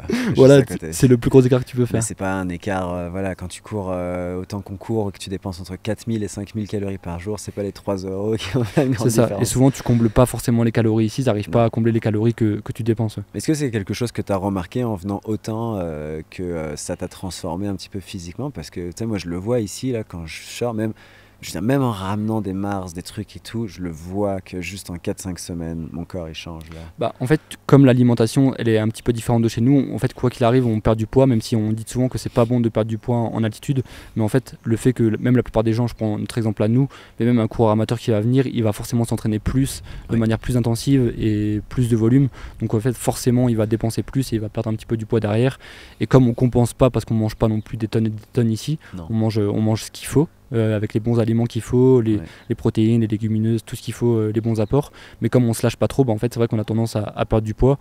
Du coup on s'affûte, et en général c'est positif quand on rentre en France. Après faut pas virer dans l'excès et perdre trop de poids, parce que c'est jamais, ça me dit rien d'avoir eu le cas avec quelqu'un ici, mais faut trouver le juste milieu. Ouais, exactement. Moi quand je suis redescendu au niveau de la mer, j'avais bien faim quand même. La dernière fois. Après ce qui est positif, c'est que quand tu rentres et que du coup tu as le marathon, tu cours ton marathon, tu es bien affûté, tu as bien l'énergie qu'il te faut, et après derrière, comme tu as une petite période de repos, en fait tu peux te lâcher derrière, et je pense que ça va être ton cas à toi après Valence. Et c'est pour ça en fait que j'ai voulu faire l'affûtage ici, et que j'ai voulu direct courir, parce qu'en fait j'avais pas envie de trop changer mes habitudes d'un coup. Ouais, puis t'as raison, puis du coup après t'arrives juste au moment de la course, et après tu sais que t'as plus de temps à attendre en Europe, vu qu'en fait tu rentres et t'as tout de suite ta course, et après tu peux te lâcher un petit peu derrière. J'avais une question, est-ce que tu penses faire du plus long dans les prochaines années? Et puis quand je dis plus long, ça peut même être jusqu'au marathon. Ça me tente bien. Là, j'ai fait meneur d'allure sur le marathon de Paris l'année dernière, donc c'était pour un groupe d'amateurs entre guillemets, parce qu'on était quand même sur des bases 2h27, donc c'est un amateur plus. Ça m'a beaucoup plu, l'ambiance est totalement différente de la piste, donc ça me tente bien. Je sais que j'ai mon dossard pour le marathon des Jeux Olympiques. Ah. Donc dans l'idée, ça serait de participer aux Jeux Olympiques sur 1500 mètres et d'enchaîner le marathon c'est derrière. après. Hein. C'est juste après. C'est parfait. Donc le but, ça serait d'enchaîner les deux. Donc il n'y aurait pas une vraie préparation marathon, mais par contre, je ferai le marathon derrière. Ouais. Ok. Et si demain tu faisais un marathon, tu penses que tu... Alors je sais que tu peux pas savoir, mais tu penses que tu pourrais courir combien à peu près? C'est difficile à dire, mais quand je vois le volume que je fais à l'entraînement, je pense que au moins en dessous de 2h15. Je pense que ça serait largement jouable. Bah oui, parce que l'équivalent de ton chrono sur... Bon, faut pas prendre l'équivalent pour le coup, mais ça doit être autour entre 2,8 et 2,10, j'imagine. Oui, après, je pense que sur marathon, tu le sais même mieux que moi, il faut l'expérience, et ça, je l'ai pas au début. Ouais. Mais oui, un marathon en moins de 2,15 pour le premier, c'est déjà quelque chose de très bien. Bah ouais, quand tu vois que Nicolas Navarro, il a commencé en 2,28, c'est là que tu pourrais finir en 2 heures en fait. Bon, ça serait un peu prétentieux de dire oui.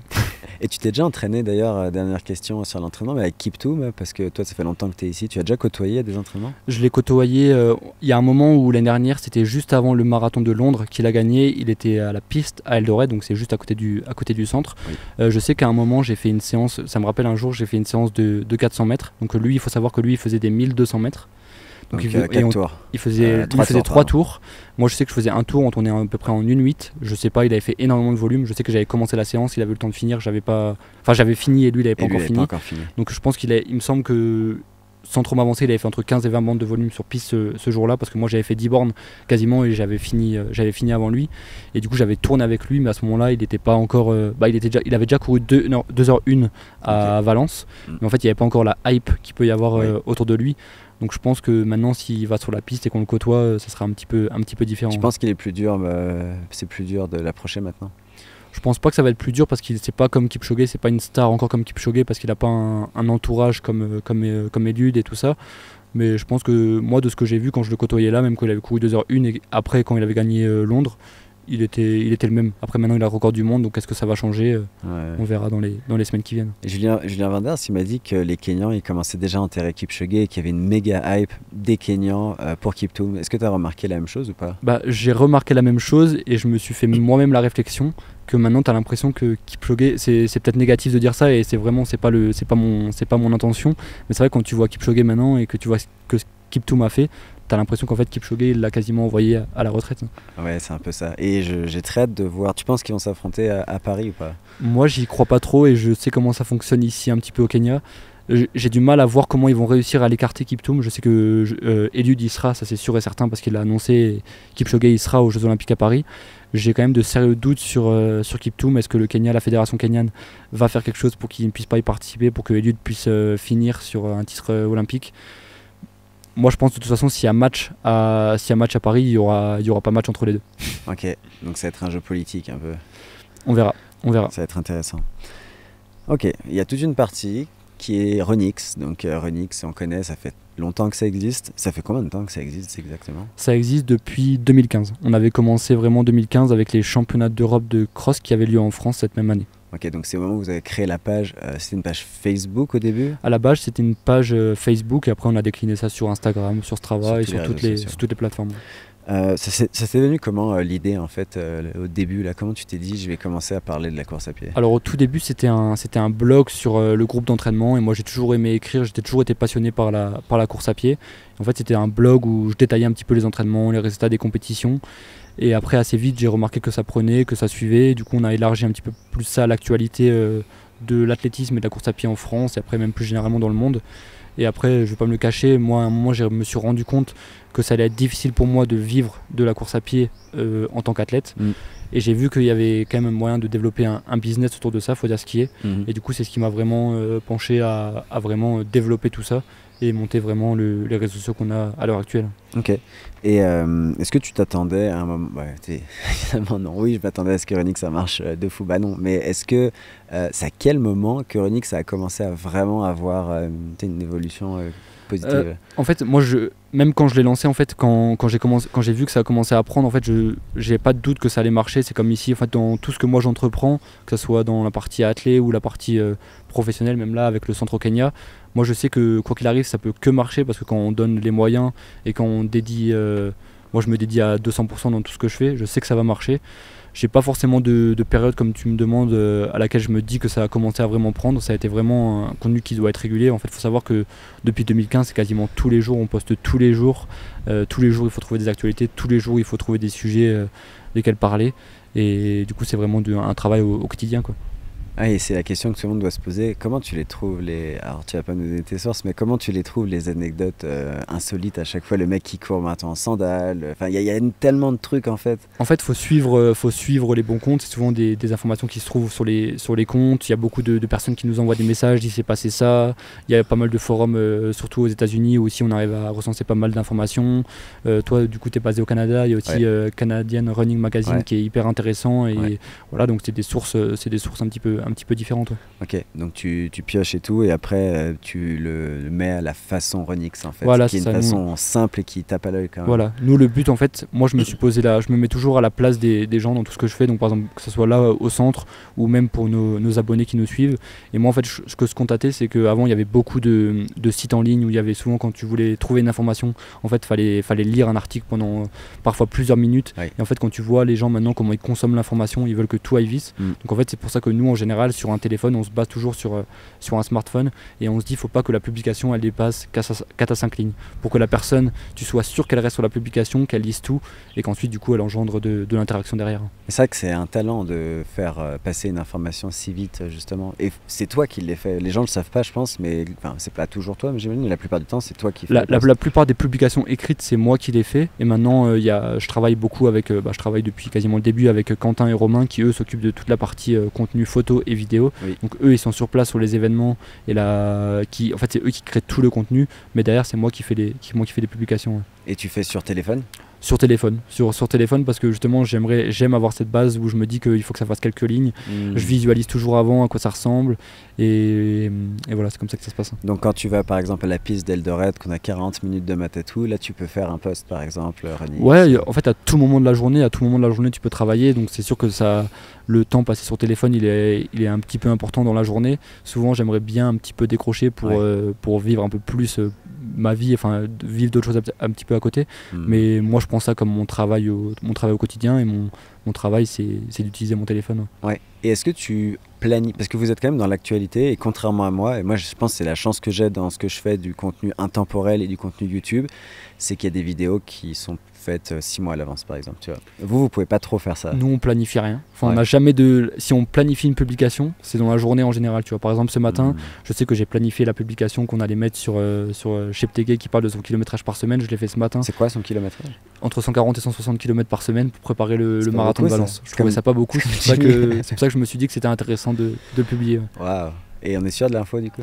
On est sûr de l'info parce qu'en fait c'est une info. Hier il y avait une interview avec Cheptegei, on a été conviés à l'interview. J'y ai pas participé parce que j'avais été invité par Coros pour participer à l'interview. J'y ai pas participé parce que la wifi et la connexion n'étaient pas bonnes à partir du soir ici au Kenya, c'était pas possible d'y participer. Mais par contre j'ai eu le compte rendu et c'est bien ce que lui a dit. Après est-ce que c'est vérifié, est-ce que c'est sûr à 100% qu'il dit la vérité? Ça je pourrais pas le confirmer parce que je suis pas avec lui à l'entraînement. Mais par contre il a bien dit qu'il faisait entre 140 et 160 km par semaine. Après j'imagine qu'avec ce genre de volume il court pas beaucoup à 5,30 du kilo. Non, je pense que pour faire ce petit kilométrage entre guillemets, je pense qu'il doit avoir vraiment une grosse partie de qualité dedans. Ok, puis une grosse base aussi, c'est pas quelqu'un qui court depuis très longtemps je pense. Oui, et puis même il est triple champion du monde du 10 000 mètres, donc il sait ce qu'il fait, à côté. Et il court à Valencia son premier marathon. Et il court son premier marathon à Valence, donc il a dit que pour son premier marathon, il veut pas forcément faire un top chrono, donc il a dit qu'il veut faire entre 2h03 et 2h04. Donc ce qui est pas un top chrono quoi. Ok, fait que je partirai quand même pas avec lui, même si c'est son premier. Non, je pense que si tu pars avec lui, je suis pas sûr que tu dépasseras le 10e ou 15e kilomètre après. En fait, moi j'allais plus dire 5 km parce que c'est des chronos qui sont impressionnants. Mais et il faut savoir qu'il y a aussi Kenenisa Bekele qui va courir à Valencia. Il y a Bekele qui a été annoncé, donc il a été annoncé, mais pas encore confirmé à 100% par la course. Nous, je sais qu'on avait mis une publication où lui avait annoncé qu'il allait courir, et finalement Valence derrière nous a informé comme quoi c'était pas confirmé à 100% encore qu'il allait courir. Okay. Donc on verra ça dans les semaines qui viennent, dans les jours qui viennent, je pense qu'on saura vraiment définitivement. T'y crois à son retour? Moi je pense qu'il va courir parce que là il vient de signer avec une nouvelle marque, donc il faut faire de la pub pour la marque et il faut montrer un petit peu le maillot, donc je pense qu'il va courir. Mais j'y crois pas à son retour. Je pense que maintenant il a 41 ans de mémoire. Ouais. Je pense que l'âge c'est trop limite. Vous êtes combien dans l'équipe Runix? Du coup, dans l'équipe, on est 3 à temps complet. Donc il y a Quentin et Romain qui s'occupent vraiment de toute la partie photo, de la partie vidéo, ce qui est énormément de travail, énormément de déplacements, ça leur prend beaucoup de temps. Et il y a moi derrière en général qui suis surtout en backup sur les publications et sur la gestion des projets. Ouais. Ok. Faut savoir que quand je suis venu au Kenya la première fois, j'étais avec Romain. Et c'est vraiment quelqu'un d'hyper talentueux en termes vidéastes. C'est assez impressionnant. C'est quelqu'un qui, en fait, dans l'équipe, personne ne s'est formé sur quoi on travaille. En fait. Enfin, faut savoir que moi, j'ai pas fait d'études de journaliste. Je me prétends pas comme journaliste. Romain, il a pas fait d'études dans la photo, dans la vidéo. En fait, ils ont tout appris en fait sur maintenant sur les plateformes, sur YouTube. Il s'est formé par lui-même. Et pour moi, Romain, de ce que je vois sur le contenu running en France, c'est quasiment ce qu'il te fait de mieux. Donc c'est pour ça que je suis très heureux de l'avoir avec moi. Et pareil avec Quentin sur la partie photo. Donc Quentin, c'est plus photo, Romain, c'est plus vidéo. Quentin, c'est plus photo. Quentin, il est plus sur les événements. Par exemple, cet été au championnat du monde, c'est lui qui est plus sur les événements comme ça. Et Romain, c'est plus les vidéos travaillées avec les marques quand il y a des produits à mettre en avant ou vraiment des événements où on a du gros contenu à faire. Ouais. Ok. Et les gens se demandent en fait, parce qu'ils connaissent pas trop la création de contenu, et souvent ils se demandent en fait comment vous vivez de ça, tu vois. Est-ce que toi tu peux expliquer simplement comment en fait tu peux vivre? Parce que moi en YouTube par exemple, j'ai une entreprise derrière, tu vois, on fait du coaching, mais un média comme Running ou comme il y en a plein d'autres, comment ça marche en fait? Comment on gagne sa vie avec? Alors nous, je vais le dire de manière transparente à 100%, moi je cache rien là-dessus. Tout le contenu marque, le contenu chaussures que tu vois sur nos réseaux sociaux, en fait tout est payé derrière par les marques. Donc il faut savoir que nous en fait, nos abonnés, tout le contenu qu'on propose, nos abonnés ne payent absolument rien. Donc on vend pas de produits directement à nos abonnés. Donc nous suivre et profiter de notre contenu, ça leur coûte absolument 0 € à eux derrière. Mais par contre, c'est les marques qui vont nous soutenir. Donc on a un partenariat avec Iron, le plus grand distributeur français. Donc c'est lui on gère ça avec eux.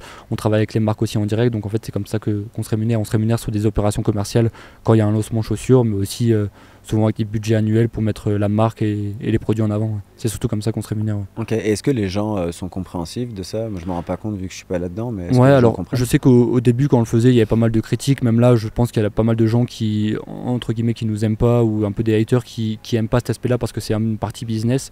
Mais en fait, ce que les gens se rendent pas compte, c'est que eux, pareil, ne travaillent pas gratuitement. Oui. Nous, même si c'est notre passion, il faut aussi qu'on vive et qu'on mange à la fin du mois. Ça nous prend quand même pas mal de temps, enfin même énormément de temps. Ça coûte aussi énormément de matériel. On se rend pas compte, mais même là, le matériel avec lequel vous faites le podcast, oui, c'est très cher. Pour avoir acheté du matériel de podcast, ça coûte très cher. Les appareils photo, les déplacements, enfin, il faut financer tout ça. Il faut aussi vivre derrière. Donc c'est normal maintenant de faire de la publicité pour vivre. Oui, puis la concurrence sur le marché du contenu, c'est devenu assez féroce. Et aujourd'hui, si tu n'as pas du matériel de qualité, même si ce que tu fais c'est bien, en fait tu pars avec un peu un point de retard aussi, quoi. Ouais, c'est à la fois la qualité du contenu, il faut vraiment que ça intéresse, puis il faut surtout se démarquer. Tu vois, je sais que nous, moi je trouve qu'on a vraiment notre marque de fabrique à nous. Je sais qu'en général, les gens, s'ils vont lire une publication, peu importe s'ils voient le logo Runix ou pas, ils vont savoir qui a écrit la publication, d'où ça vient, parce qu'on a vraiment notre marque en mettant des inscriptions sur les photos, dans la manière de tourner le texte. Donc le but, c'est vraiment de se démarquer des autres et de ne pas faire comme tout le monde en fait. C'est vrai que je trouve que de mon point de vue, c'est ce que vous avez mieux réussi, c'est votre identité en fait. On le sait tout de suite. Genre l'écriture jaune, c'est rapide, il y a le type de photo, le type d'information, et c'est marrant, mais personne ne vous a jamais vraiment copié, ou alors peut-être personne n'a jamais réussi à vous copier parce que... je pense là où c'est dur de copier avec nous, c'est aussi qu'il faut être vraiment très régulier et poster vraiment tous les jours. C'est là où c'est difficile.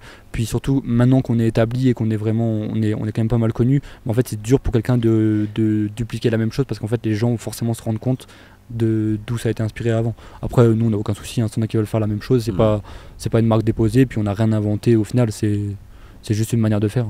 Et ça te manque pas, par exemple, d'avoir 100% des vacances des fois? Parce qu'en fait, comme tu le dis, tu peux rien faire à l'avance. Du coup, tous les jours, faut que tu publies au moins un contenu. Mais du coup, tu peux jamais, pendant 2 semaines, rien faire.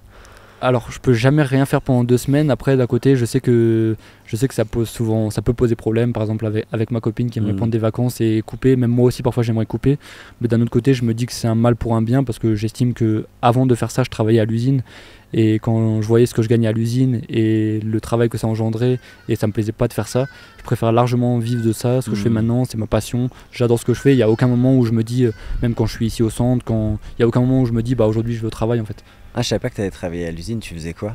J'ai travaillé dans une usine d'œufs pendant quasiment 2 ans. En fait, c'était juste parce que c'était à côté de chez moi, et du coup ça me permettait de m'entraîner, de rentrer vite chez moi et de pouvoir m'entraîner à côté. Et tu vois la différence avec un boulot intellectuel comme tu fais aujourd'hui et manuel comme avant sur l'entraînement? Bah ça n'a rien à voir. Avant c'était impossible je sentais que c'était un frein pour ma progression et je pense que c'est ce qui m'a fait stagner enfin ce qui m'a fait prendre plus de temps à arriver au niveau comparé à certains. C'est parce que moi j'ai pas osé miser comme certains. Je sais qu'il y en a qui misent et qui font rien à côté, qui n'ont pas de revenus et qui osent faire ça. Moi j'ai jamais osé faire ça. J'ai toujours voulu gagner ma vie et gagner ma vie à côté et ne pas dépendre, surtout pas dépendre des autres, pas dépendre des marques, pas dépendre d'entreprises partenaires. Moi je me gère tout seul. Ouais, parce que le double seuil quand tu travailles à l'usine, j'imagine c'est compliqué quand même. Ouais, c'est compliqué, surtout quand tu fais à l'époque je faisais du 7h, 17h dans ces eaux-là avec une petite pause à midi, donc c'est sûr que c'est compliqué, la récupération, bien manger, tout bien faire, c'est tout simplement impossible. Et justement, t'en parles, t'as pas de marque qui est attachée à toi, en fait t'as pas de contrat avec une marque comme un athlète de niveau, et je pense que c'est par choix. Est-ce que t'as déjà eu des propositions? J'ai eu une seule proposition, ça m'est arrivé une fois avec une seule marque. Là en ce moment j'ai une autre proposition avec qui je suis en train de discuter. Je vais pas dire maintenant que ça m'intéresse pas parce que je veux pas que ça soit un frein pour après, mais on va dire que là le fait d'être solo, comme d'être tout seul et de pas de dépendre de personne comme je l'ai dit avant, en fait ça m'arrange parce que d'un côté j'ai beaucoup moins de pression et je fais vraiment ce que j'ai envie et personne me dit tu dois courir ici, tu dois faire ça, donc j'ai pas de contraintes. Mais d'un autre côté c'est vrai que financièrement ça me permettrait de financer quand même ma saison parce que je gagne ma vie à côté très bien, donc je vais pas me plaindre là-dessus. Mais par contre tout ce qui est athlé, en fait tout ce que j'entreprends pour réussir à augmenter mon niveau et à faire partie des meilleurs, en fait, ça me coûte de l'argent comparé à certains qui se font financer leur saison. Ouais, c'est clair. Et justement, est-ce que c'est un plaisir aussi de pouvoir mettre l'équipement que tu veux? Alors, on parle surtout de chaussures parce que c'est ça les plus grosses différences. Je pense que tu es une des personnes en France qui a dû essayer le plus de chaussures parce que c'est pas facile d'essayer autant de chaussures. Surtout que ça coûterait assez cher d'essayer toutes les chaussures. Tu t'estimes à combien de chaussures différentes que tu essayes par année? J'ai pas de chiffre en tête. Je sais qu'avec quasiment toutes les marques maintenant je reçois les chaussures en avance, donc je peux courir avec. Je sais que les modèles carbone, tous ceux qui sont sur le marché, hormis maintenant les marques chinoises où j'ai pas forcément accès, mais toutes les modèles je les ai testés. Donc c'est vrai que ça laisse quand même une large panoplie. Je sais qu'il y en a beaucoup qui pensent que ça peut être un souci de courir avec des chaussures différentes parce qu'ils ont un drop, une manière de courir un peu, ça engendre une manière de courir différente.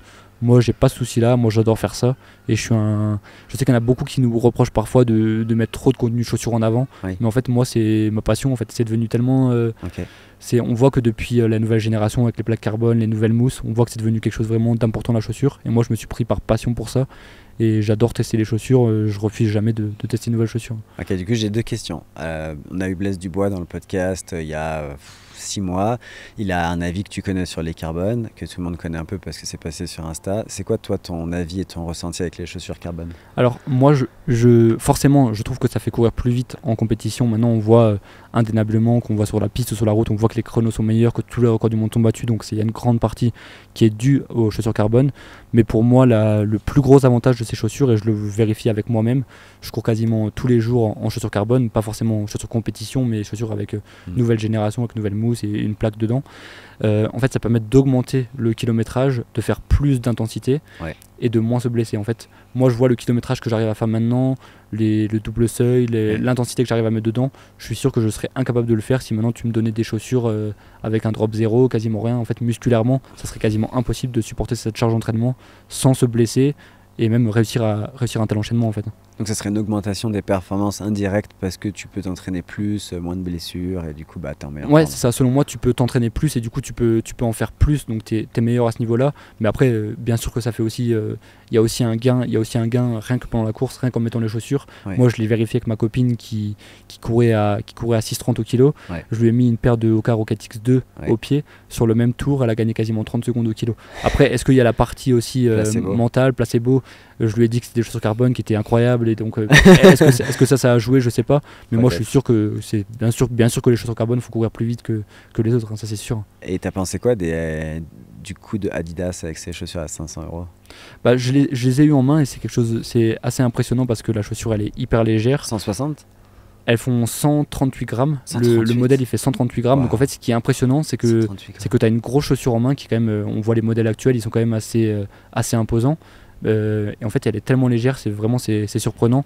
Après moi j'y crois pas parce que même si Nike a réussi à faire passer à 250 € les chaussures alors qu'avant on les achetait 120, 130, je pense que là il y a un trop gros fossé et que 500 ça sera trop, même si là ils ont réussi une opération de com avec celle-là, mais je pense pas que ça va devenir quelque chose de général à 500 € et surtout je l'espère pas. Mais tu crois que c'était un peu un coup marketing pour dire à Nike ou à d'autres équipementiers, regardez on est là, on fait de la R&D, on est solide? Je pense que c'était surtout pour ça, c'était surtout aussi pour faire parler d'eux, et ça a marché parce qu'en plus ils ont réussi à battre le record du monde après. Ça c'est incroyable par contre. Ils ont réussi à faire les deux.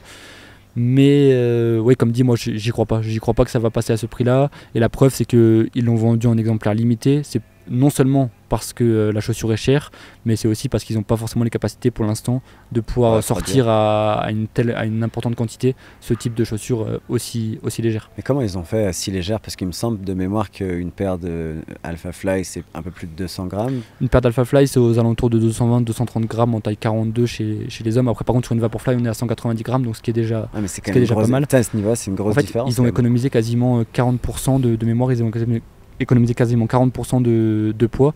Je connais pas exactement leur méthode de fabrication, ça j'avoue que je m'y intéresse pas spécialement, mais en tout cas oui c'est sûr qu'ils ont fait un progrès énorme là-dessus. Ouais, c'était vraiment un coup incroyable. Et question, vu que tu as essayé un peu toutes les chaussures, c'est quoi un peu ton coup de cœur là, des derniers modèles que tu as eu? C'est quelle est les chaussures avec lesquelles tu préfères courir? Alors mon dernier modèle qui m'a marqué en ce moment, c'est la S-Lab Fantasme 2 donc de Salomon. Okay. Ça m'a marqué pour plusieurs raisons, parce que pour moi elle est largement au niveau des autres. Je la place dans mes top. Si maintenant je devais faire un 10 km sur route, je courrais soit en Rocket X2 soit en Fantasme 2, donc ça c'est purement mon aspect à moi, il n'y a rien de payé derrière, c'est mon aspect à moi. Ouais. Et ce qui m'a marqué surtout, c'est qu'il y a beaucoup de gens qui disaient comme quoi Salomon n'arriverait pas à s'imposer sur la route, qu'ils étaient vraiment spécialisés dans le trail, et là avec la chaussure, le modèle qu'ils ont réussi à sortir, en fait ils ont réussi à prouver tout le contraire. Maintenant reste à savoir si les gens vont marcher ou pas dedans. Moi aussi en fait on associe Salomon plus à l'outdoor, je pense. Enfin l'outdoor, mais tu sais, plus trail, plus sentier et tout. Et je pense que ça va prendre beaucoup de temps. Et par contre aujourd'hui c'est quand même un fait qu'ils ont des chaussures sur route qui marchent très bien, quoi. Après ça c'est leur problématique à eux de réussir à changer les mentalités, mais moi ce que je vois avec les produits avec lesquels je cours, enfin du moins le modèle carbone sur route, après tout ce qui est la gamme running c'est bien, c'est pas encore au top niveau de ce que peuvent faire les autres pour les chaussures, les footings au quotidien, mais par contre sur le modèle carbone là, ils ont absolument rien à envier à des marques qui sont là depuis très longtemps dans la course sur route. Ok, donc Rocket X2, les Fantasmes que je connaissais pas, qui sont récentes j'imagine. Elles sont récentes, elles sont sorties début septembre, et là elles sont en rupture de stock depuis plusieurs semaines. Ok, et tu as une troisième paire que tu mets comme ça à l'entraînement pour les bonnes vitesses? Ouais, il y a énormément, c'est la Saucony Endorphin Elite. Donc en fait, moi je cours pas forcément avec les chaussures les plus connues. Les plus connues ça va être les Vaporfly. Ouais. Mais moi je cours pas forcément avec ça parce que comme tout le monde court déjà avec, moi je préfère courir, enfin vraiment mettre l'accent sur d'autres modèles que les gens connaissent un petit peu moins. Donc il y a celle qui me marque plus, il y a la Endorphin Elite avec lesquelles je fais beaucoup de séances de seuil. Et il y a la On Cloud Boom Eco 3 aussi, c'est le modèle carbone de la marque suisse. Donc que moi j'apprécie beaucoup et avec lesquels je fais quasiment toutes mes séances sur piste avec. Ok. On, comme vous l'avez dit, qui s'est vraiment imposé, je sais pas si c'est le terme, mais qui a vraiment explosé sur le marché quand même, c'est quoi, 3-4 dernières années. Je me souviens que j'avais une athlète qui me parlait des On, au tout début quand je coachais, donc c'était il y a 3 ans. Puis c'est pas que je lui riais au nez, c'est que je voyais un peu la tête des chaussures très différentes. Puis pour moi c'était un peu des chaussures, un peu comme la chaussure qui respire dans les années 2000. Là. Bah, je pense que le premier modèle où ils ont vraiment réussi, c'était il y a 2 ans quand ils ont sorti la Cloud Monster, donc celle qui a marqué un petit peu tout le monde. Et en fait, je pense qu'il a marché, c'est aussi le fait comme quoi ils ont fait beaucoup de communication, que là il faut dire ce qui est, le produit a été très bon. Ils ont aussi mis pas mal de budget. Nous, j'ai pas de mal à le dire. On, c'est quasiment la marque qui nous soutient et qui nous rémunère le plus. Okay. Donc c'est forcément aussi, ils ont beaucoup de visibilité, ils font beaucoup de choses à côté. Donc c'est ce qui fait qu'ils réussissent. Ils ont réussi à monter une team élite de très grande qualité au niveau international. Puis les produits sont parmi les meilleurs de ce qui se fait en ce moment. Donc moi je suis pas du tout surpris par la réussite de la marque. La qualité suisse, tu penses? C'est la qualité suisse, puis même ils font les vêtements sont quand même beaucoup plus quali que ce que font les autres marques parce qu'ils ont une méthode de fabrication un petit peu différente. Puis l'identité aussi, il faut dire ce qui est, ça joue sur la perception. C'est classe quoi. Ouais, et On c'est classe. Je trouve ça vraiment esthétique et c'est vrai qu'ils ont été bons aussi pour sponsoriser beaucoup d'athlètes en peu de temps quoi. Et des athlètes assez influents. Je pense que ça leur a coûté pas mal d'argent, mais c'est en train de payer. Et leur objectif, moi je sais pour discuter avec eux, leur objectif c'est de devenir la marque numéro 1 dans le running. Ouais, c'est vraiment ce qu'ils ambitionnent. Et moi je suis persuadé que dans les années à venir ils vont y parvenir. Tu trouves que Nike s'est vraiment fait grignoter ces dernières années? moi je le constate que non seulement ils se sont fait grignoter, mais en plus les produits, leurs dernières nouveautés, sont de moins en moins. C'est pas au niveau d'avant. Quand tu vois la Vaporfly, quand ils l'ont sorti la première génération, elle était exceptionnelle. Personne n'avait réussi à faire ça. Et quand tu vois leur dernière génération de la Vaporfly 3, quasiment personne ne la porte. En compétition, tu la vois pas. Les élites ne la portent pas. Donc c'est quand même une bonne indication. T'as jamais vu Kipchoge courir avec. Donc voilà. Donc leurs derniers modèles n'ont pas forcément marché. Et je sais pas. On travaille plus forcément énormément avec eux. Donc je pourrais pas te donner les raisons. Mais en tout cas, ouais, les produits sont moins quali et les autres sont passés au même niveau, voire même un cran au-dessus. Et pour rebondir sur ce que tu dis tout à l'heure, il n'y avait pas un débat mais une discussion parce qu'il y a beaucoup de gens qui cherchent des Alphafly 1, c'est pour te dire. Genre l'Alphafly 1, là, ça fait un petit moment déjà. Et maintenant, les gens, ils cherchent une chaussure Nike d'il y a 2-3 ans parce qu'elle est mieux que les nouvelles. Ouais, bah ça va être de plus en plus compliqué parce que ce soit la Alphafly 1 ou même maintenant la Vaporfly 2 où ils vont liquider les stocks, en fait, elle est plus produite. Ouais. Elle est plus produite, donc en fait, ça va être de plus en plus dur de la trouver. Il va falloir s'adapter aux nouvelles générations ou alors tout simplement changer de marque. Et en fait, les autres marques à côté font très bien, voire mieux que eux. Donc moi, je trouve que c'est une bonne chose que ce soit plus... Quand on voyait avant, on voyait que Nike, on savait que si on voulait faire une perso marathon, il fallait forcément courir en Nike. Je trouve que cette période-là, moi j'appréciais pas trop ça, parce qu'il y avait vraiment trop le monopole, et le fait que maintenant tout le monde soit revenu dans la course et que tout le monde match ensemble, bah, je préfère largement cette période-là maintenant. Puis même pour vous, hein, parce qu'il y avait que du Nike, pour parler, c'était un peu moins intéressant. Ouais, c'était moins intéressant, puis les autres, c'était même un petit peu décevant quand les premiers modèles carbone de certaines marques, on nous les envoyait, en fait, on voyait que c'était pas du tout au niveau de Nike. C'était quand même, c'est dur de les casser, entre guillemets. Ouais, les Nike Fluo, on s'en souviendra toujours. Je pense que ça sera un moment historique dans l'équipement quand même. Ouais, c'est clair. Ça a marqué, puis je me rappelle qu'au début, beaucoup pensaient que, je me rappelle quand on mettait des pubs pour acheter la Vaporfly, ils disaient ouais, 250 €, c'est des pigeons qui vont mettre l'argent là-dedans. Et ben effectivement, on est tous des pigeons. Alors qu'en fait, tout le monde maintenant ça surprend plus personne quand on voit une chaussure à 250 €. En fait, c'est devenu banal. C'est vrai que c'est fou quand même, parce que il y a 5 ans, vraiment, c'était impossible de mettre autant d'argent. Non seulement c'était impossible, et en plus, je trouve qu'avant, le but c'était d'avoir la chaussure la plus légère et la plus minimaliste possible, la plus fine. Et en fait, quand tu vois maintenant, c'est devenu tout l'inverse. Ouais. Et j'ai hâte de voir ce que ça va être les prochaines années, parce que je pense que la technologie va pas s'arrêter. Ouais, je trouve que ça... Même si je suis un passionné, j'aimerais bien que ça... Je préférerais pas que ça arrive encore beaucoup plus loin, parce qu'après il faut quand même qu'on garde une partie, même si là ça nous aide dans la performance, c'est encore l'humain qui fait la différence et qui permet tout ça. Faut pas non plus que ça bascule dans l'excessif. Je suis d'accord avec toi. Les gens se demandent souvent comment tu testes une paire de chaussures. Moi, je la teste souvent en général avant de faire un review dessus. Moi, je cours pendant 2-3 semaines. Et après, si c'est une chaussure carbone, bah forcément, je vais la tester que sur les sorties rapides. Je vais pas la tester sur des footings. Mais en général, tous nos tests que nous on produit, tous les tests que nous on sort, en fait, on teste, non seulement on court avec la chaussure, mais en plus, on n'est jamais influencé par la marque. Il faut savoir que même quand on a du contenu, le contenu paid dessus, donc ça veut dire qu'on a un budget par la marque, quoi qu'il arrive, nous on se fie jamais à leur brief, jamais à ce qu'eux nous disent, même si la chaussure elle nous plaît pas, bah, on va pas hésiter à le dire. J'ai un exemple qui me vient en tête à chaque fois, c'est la nouvelle Kiprun Carbon l'année dernière, où Decathlon avait mis pas mal de budget auprès de tous les créateurs de contenu, et en fait on voit la différence entre les créateurs de contenu qui sont honnêtes et ceux qui le sont un petit peu moins. Nous, je sais qu'on avait été très bien payés sur cette opération là, et on n'avait pas hésité à dire que la chaussure était bien pour un premier modèle carbone, mais ça répondait pas aux critères pour être parmi les meilleures chaussures de carbone du marché. Et par contre, on a vu que d'autres se sont fiés au brief et ont bien mis comme quoi c'était au niveau des autres chaussures de carbone du marché. Et tu vois, moi, la différence avec toi, c'est que j'ai l'impression que j'arrive pas à être objectif si une marque me paye pour un produit, d'en parler négativement, parce qu'on dirait que je me sentirais trop mal, puis du coup je sais que la marque voudrait plus travailler avec moi. Toi, tu le vis comment, ça? Bah en fait, moi je trouve que les marques, ils n'ont pas ce problème là avec nous, parce que non seulement en général quand on vend ça aux marques, on vend un packaging, on vend pas que le testing produit, donc en fait ça repose pas que là-dessus. Même si tu vois, même la Kiprun, je prends l'exemple de la Kiprun, elle était pas forcément au top, ça veut pas dire qu'on en a pas parlé. On en a quand même parlé, on l'a quand même porté sur nos séances, parce que même si elle était pas au top niveau, c'était quand même d'un bon niveau, donc on a quand même couru avec, on a quand même fait du contenu avec. Il y avait juste l'article testing produit du coup, qui est pour moi quasiment le plus important, qui n'a pas répondu à leurs attentes. Ils nous l'ont fait comprendre, ça leur a pas forcément plu. Je sais qu'on va pas forcément travailler avec eux sur le nouveau lancement de leur nouvelle chaussure carbone. Après, c'est comme ça.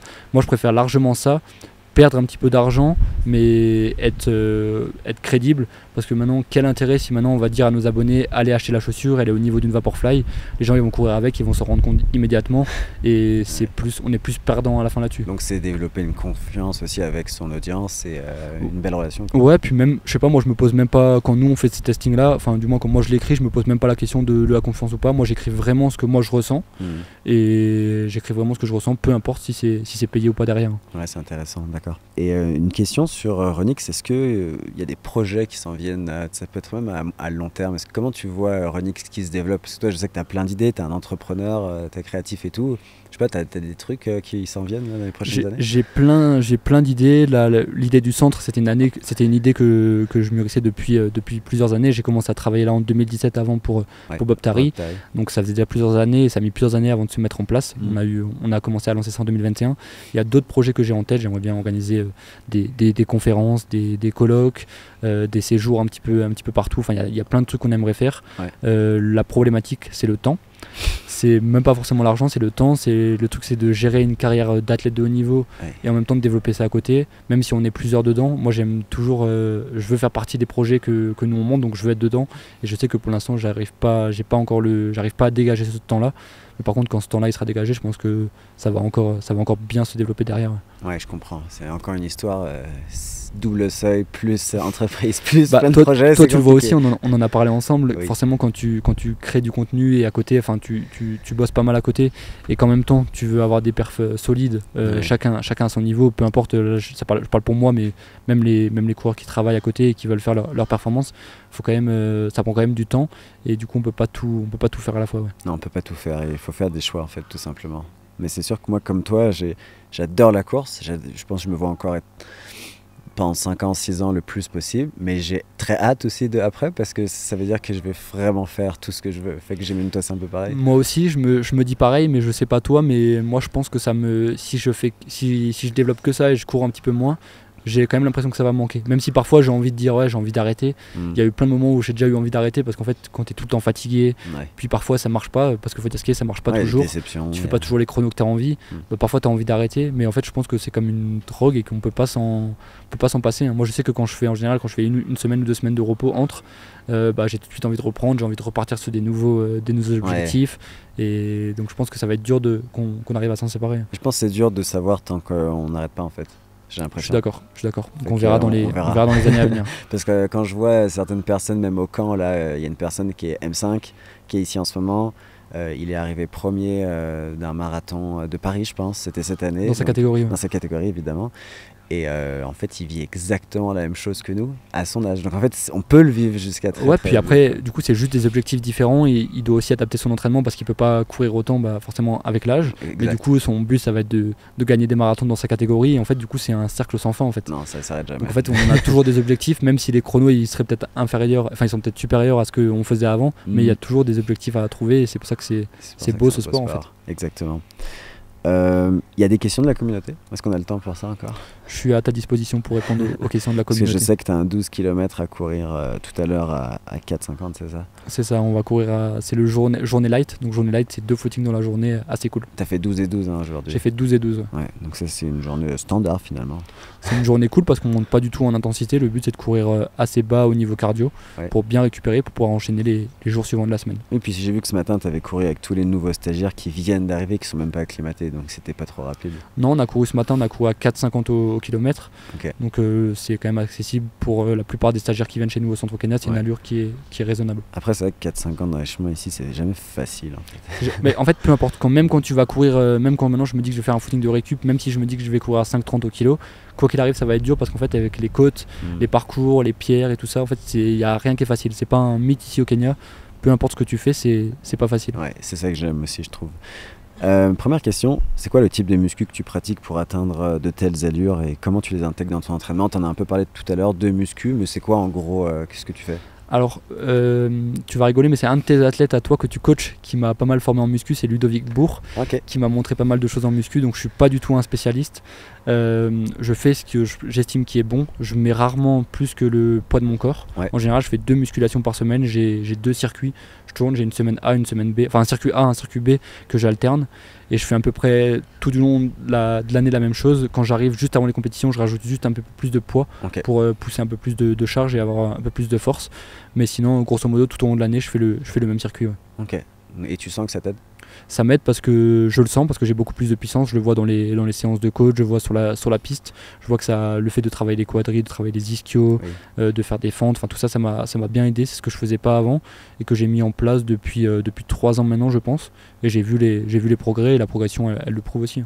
Et tu penses que Ludovic Bourg, il pourrait coacher un petit peu Kipchoge et tout dans les gyms? Parce que tu disais que des fois, tu avais l'impression qu'il faisait un peu, pas n'importe quoi, mais qu'il faisait plein d'exercices différents. Pas plus tard que hier, je l'ai croisé à la musculation. On a publié une photo justement où j'étais avec lui. Et en fait, quand tu le vois faire, tu te dis que ce gars, il a le record du monde, il est champion olympique du marathon. Et quand tu vois ce qu'il fait en muscu, j'avais l'impression de me découvrir moi, peut-être la première fois où je suis venu en muscu. Et je me dis, tiens, cet appareil-là, ça sert à quoi? Je vais essayer de faire ça. Je mets combien de poids? Tiens, je mets ça parce que lui, il a mis ça avant. Ça paraît un petit peu bizarre, donc la preuve c'est que eux ils basent pas du tout ça là-dessus. Et peut-être que c'est pas qu'ils y vont plus pour y aller en fait. Ouais, je pensais surtout ça. Pour les photos, non? Pour prendre une photo avec toi peut-être. Ouais, peut-être qu'il s'est dit que j'allais y être et du coup il est venu. C'est peut-être pour ça. C'est peut-être possible. C'est quoi ta séance préférée pour préparer un 1500? Ma séance préférée, j'en ai 2-3 qui me viennent en tête. J'ai les 10 fois, en général j'aime bien faire progressivement 10 fois 400, 10 fois 500. Donc la première semaine je fais 10 fois 400 à l'allure 1500 et j'essaie de monter après à 10 fois 500 à l'allure 1500. Tout sous les 60 du coup? Tout sous les 60. Donc après le but, moi j'estime que, je sais qu'il y en a beaucoup, chacun travaille sa méthode un petit peu différemment. Moi je préfère faire de l'allure, et c'est exactement ce que Jacob a dit dans une interview et ça m'a marqué, ça m'a confirmé que j'allais dans le bon sens. Il vaut mieux travailler par exemple sur un 1500 mètres ou ça peut aussi je pense valoir sur un 5 km ou un 10 km. Travailler plus en quantité de l'allure que tu vises sur la course. Admettons tu vises 30 minutes au 10 km, ça fait 3 kg.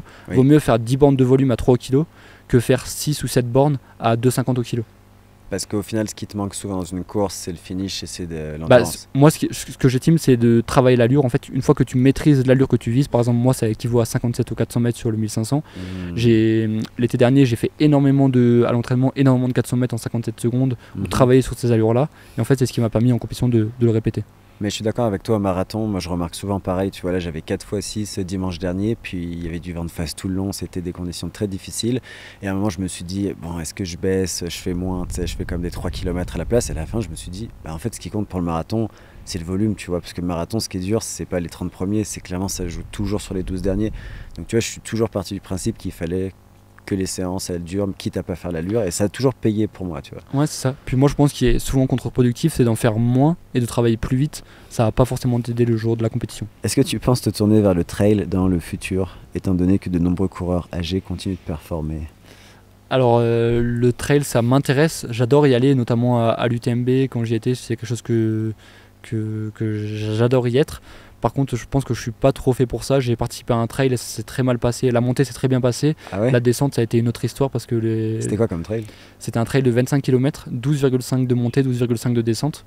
Je suis passé en tête. Dans la montée, j'avais quasiment 2 minutes d'avance et j'ai perdu de 5 minutes. J'ai terminé 5ème, je crois, avec 5 minutes de retard. Il y avait des bons dans la course? Il y avait des... Non, pas forcément. C'était une course régionale en plus. Okay. Donc la preuve qu'un athlète top sur piste, parmi les meilleurs français sur piste, ne rivalise pas forcément sur trail parce qu'en fait, tout simplement, dans la descente, non seulement j'avais peur et en plus mes quadris et mes excentriques n'étaient pas prêts à subir ce qu'ils ont subi.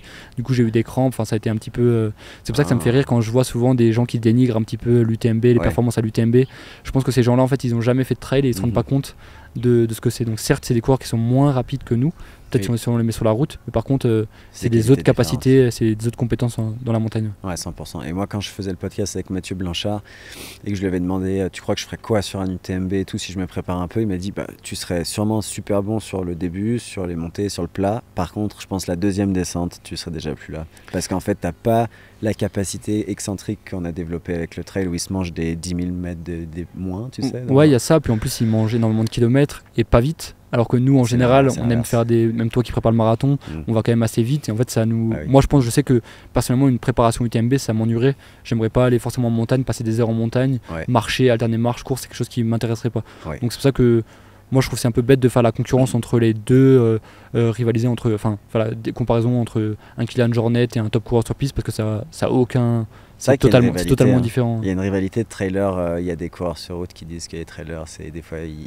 ils marchent justement et du coup que c'est pas de la course et tout, mais alors que c'est un autre sport, c'est puis, juste un autre sport, en fait. puis en fait ils se rendent pas compte qu'on ne peut pas courir pendant 170 km, que les parcours sont totalement différents, enfin voilà, il y a plein de facteurs qui rentrent en jeu. Non, exactement. Il y a une question sur le Runix. Comment tu as eu en fait l'idée de reprendre le camp d'entraînement? Parce que avant c'était à Bob Tarry, on en a parlé tout à l'heure, c'est un ancien coureur élite français. Pourquoi?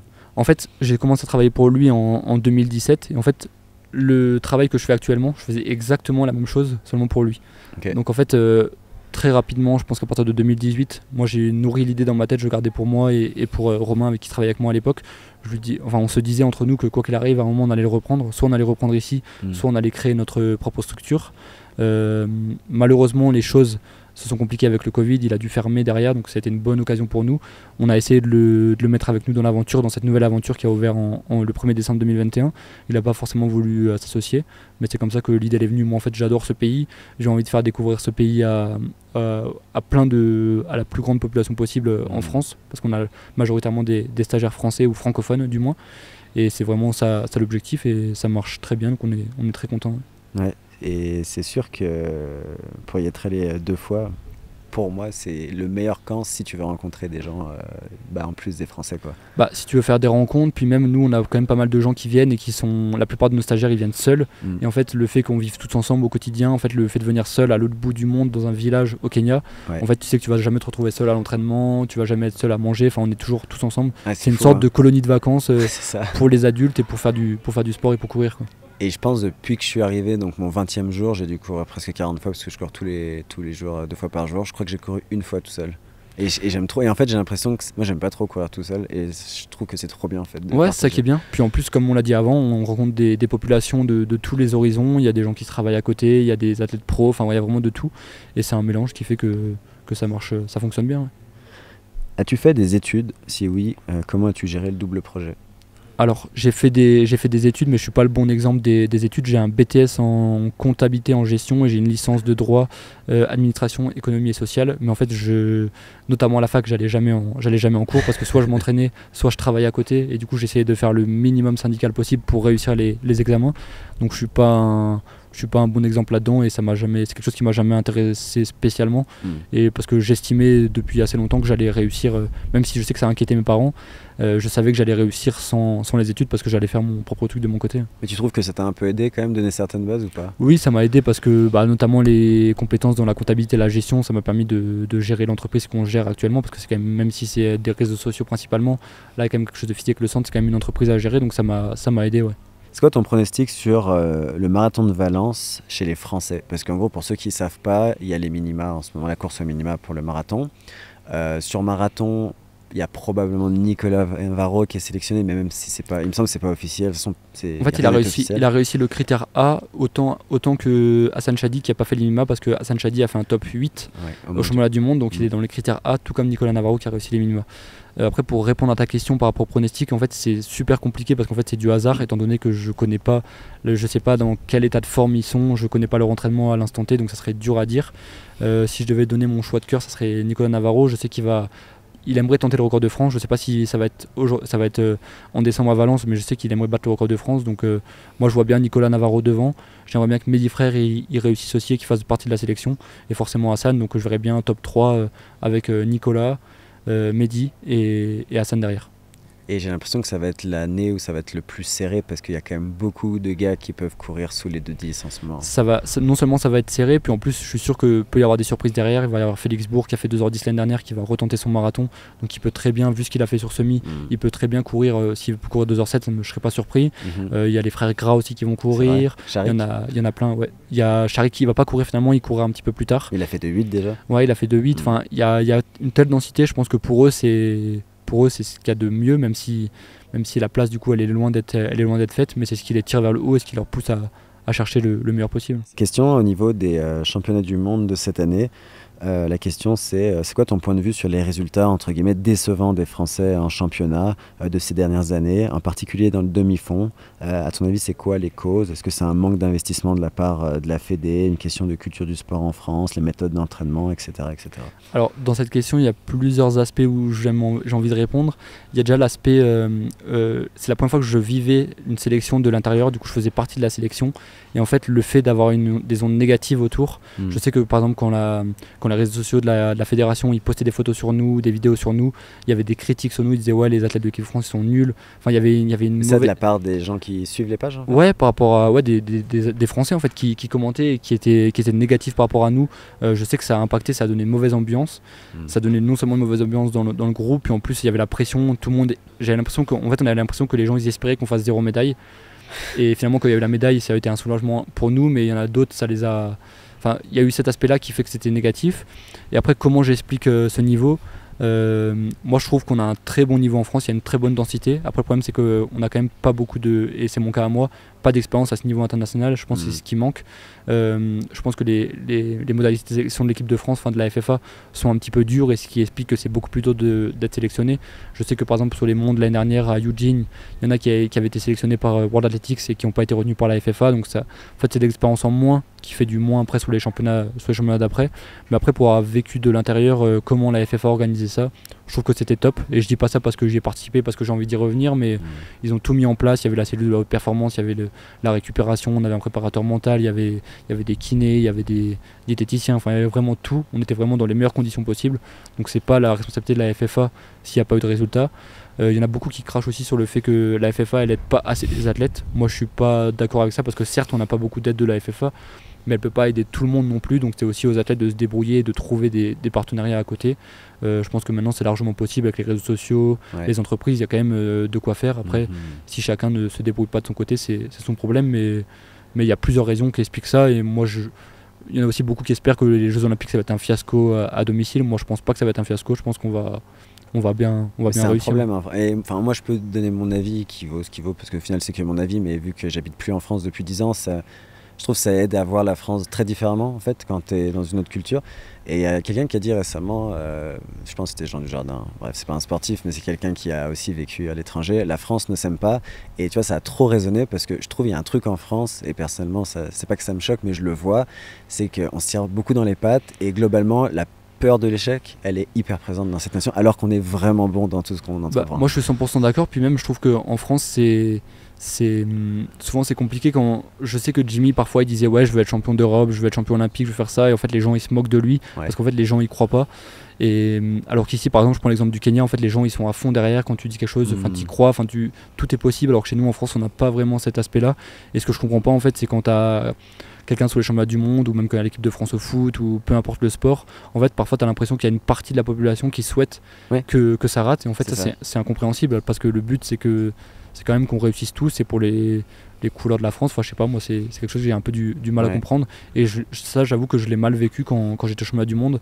Comme c'est la première fois que je faisais partie de ça de l'intérieur, je l'ai un peu mal vécu, le fait que les gens nous dénigrent comme ça. Ouais, ça c'est un climat, et c'est presque plus un problème de société en fait que de sport au final. C'est surtout ça, puis surtout les gens qui se moquent de notre niveau et qui disent par exemple, mon exemple à moi j'ai fait dernier, mais après il faut savoir que... dernier des meilleurs des meilleurs. Oui certes, mais ça reste quand même une dernière place au championnat du monde, et du coup ce qu'ils se rendent pas compte c'est qu'aussi il y en a beaucoup, certains qui travaillent à côté, ils doivent se débrouiller, on n'est pas non plus dédié que à ça, donc c'est ce qui peut expliquer un petit peu le manque de performance, ou dans certains pays où certains ils sont dédiés qu'à ça, ils ont des salaires, ils peuvent faire que ça. Et ça fait une grosse différence aussi. Qui rentre en compte, Et d'ailleurs la personne qui pose cette question, elle dit: étant moi-même parmi les athlètes potentiellement qualifiables au JO, peut-être que tu comprends mieux pourquoi certaines nations sont si dominantes, Kenya, Norvège, et je pense que c'est exactement ce que tu viens de dire.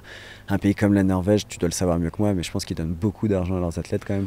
Non seulement je sais pas s'ils donnent beaucoup d'argent, mais en tout cas ils leur donnent les moyens. La Norvège je connais pas forcément, mais quand tu prends l'exemple de l'Allemagne ici au Kenya, ils payent des séjours tout compris, ils ont le vol, l'hôtel, tout compris par la fédération allemande. Alors que tu vois ici en France, nous on a les athlètes français, les top athlètes français qui viennent ici au centre, ils payent tout. Enfin, c'est sûr forcément qu'il y a des différences à ce niveau-là, et c'est ce qui fait la grosse différence par la suite. Et moi je pense que le facteur le plus important c'est la sérénité. Il y a beaucoup d'athlètes qui, même s'ils sont aidés, ils ont des sponsors, ils vivent ils vivent avec très peu d'argent, donc le minimum.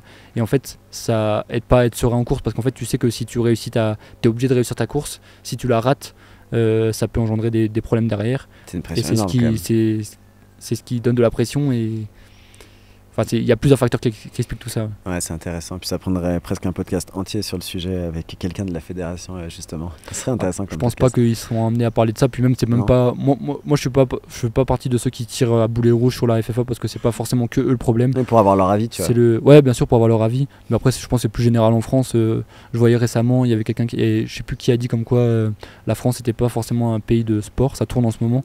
Et je suis assez d'accord là-dessus parce qu'on met pas forcément.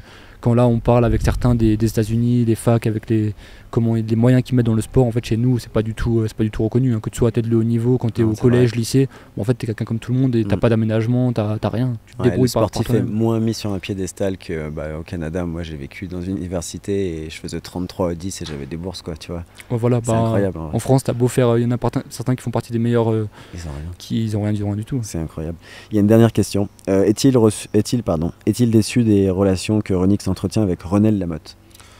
Pas du tout. Pas du tout parce que chacun son. Enfin, il y a eu deux quiproquos, je pense, qui font qu'il y a eu des mauvaises relations entre nous. Après, moi, je l'ai croisé en sélection, j'ai croisé dans des meetings. Elle m'a jamais fait de réflexion en face. Il n'y a jamais rien eu. Il y a beaucoup de.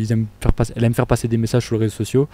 Pour la dernière petite histoire, c'était par rapport au. Elle avait mis en avant le fait que les règles, c'était un petit peu problématique pour les filles. Oui. Cette publication, c'était moi qui l'avais fait un petit peu. En plus, j'avais repris les propos qu'elle avait donnés dans sa story, dont elle parlait comme quoi ça créait des problématiques, que les garçons connaissaient pas ça. Et moi, justement, j'avais repris ces paroles parce qu'en fait, je m'étais dit, ouais, c'est vrai que nous, les gars, on est au départ d'une course, on se pose pas la question, nous, on n'a pas ces problèmes-là. Non. Les filles, non seulement elles doivent gérer le stress, mais elles doivent aussi gérer cette problématique-là. Et en fait, j'ai trouvé ça hyper intéressant pour que nous, la population masculine, elle se rende compte de ça. Elle l'a mal pris sur le coup, ce que j'ai pas compris pourquoi. Et le problème, c'est qu'en fait, maintenant, tu vois que des articles partout, elle parle de ça partout, donc la preuve que ça n'a pas dérangé. Donc en fait, pour moi, c'est quelque chose de pas du tout intéressant et j'en aurais même pas parlé forcément. Ok, intéressant. Bah écoute, merci Julien, on a fait un presque bon 2 heures de podcast, c'est quand même passé vite. J'aurais aimé approfondir plein de sujets, mais franchement c'était super intéressant. Est-ce que tu as un truc à dire avant de terminer? Bah, ça a été un plaisir de participer à ton podcast. Je t'ai rencontré pour la première fois, tu es venu l'année dernière, mais j'étais pas là. Ouais. Ça a été un plaisir on a fait quelques footings ensemble, on s'est tiré la bourre. Ça a été un plaisir de te rencontrer. Ça m'étonne pas que toute ta communauté, elle te suit, tu as une si grande communauté qui te suit parce que c'est hyper intéressant. Tu es une personne à la fois intéressante quand on te côtoie au quotidien et le contenu que tu fais. Donc c'était un plaisir d'avoir participé à ton podcast et de t'avoir rencontré ici au Kenya. Bah merci beaucoup, je pense que les gens vont adorer l'épisode. Merci de nous écouter en si grand nombre, merci pour toutes les questions que vous avez posées à Julien. En fait, je vais pas vous mentir, ça m'aide aussi à créer les podcasts parce que ça me donne plein d'idées du coup de ce qui vous intéresse. Alors comme d'habitude, vous pouvez l'écouter sur Spotify, Google Podcast, Apple Podcast, etc. Donc voilà, merci encore, merci Julien et à bientôt dans un nouvel épisode. Ciao. Salut.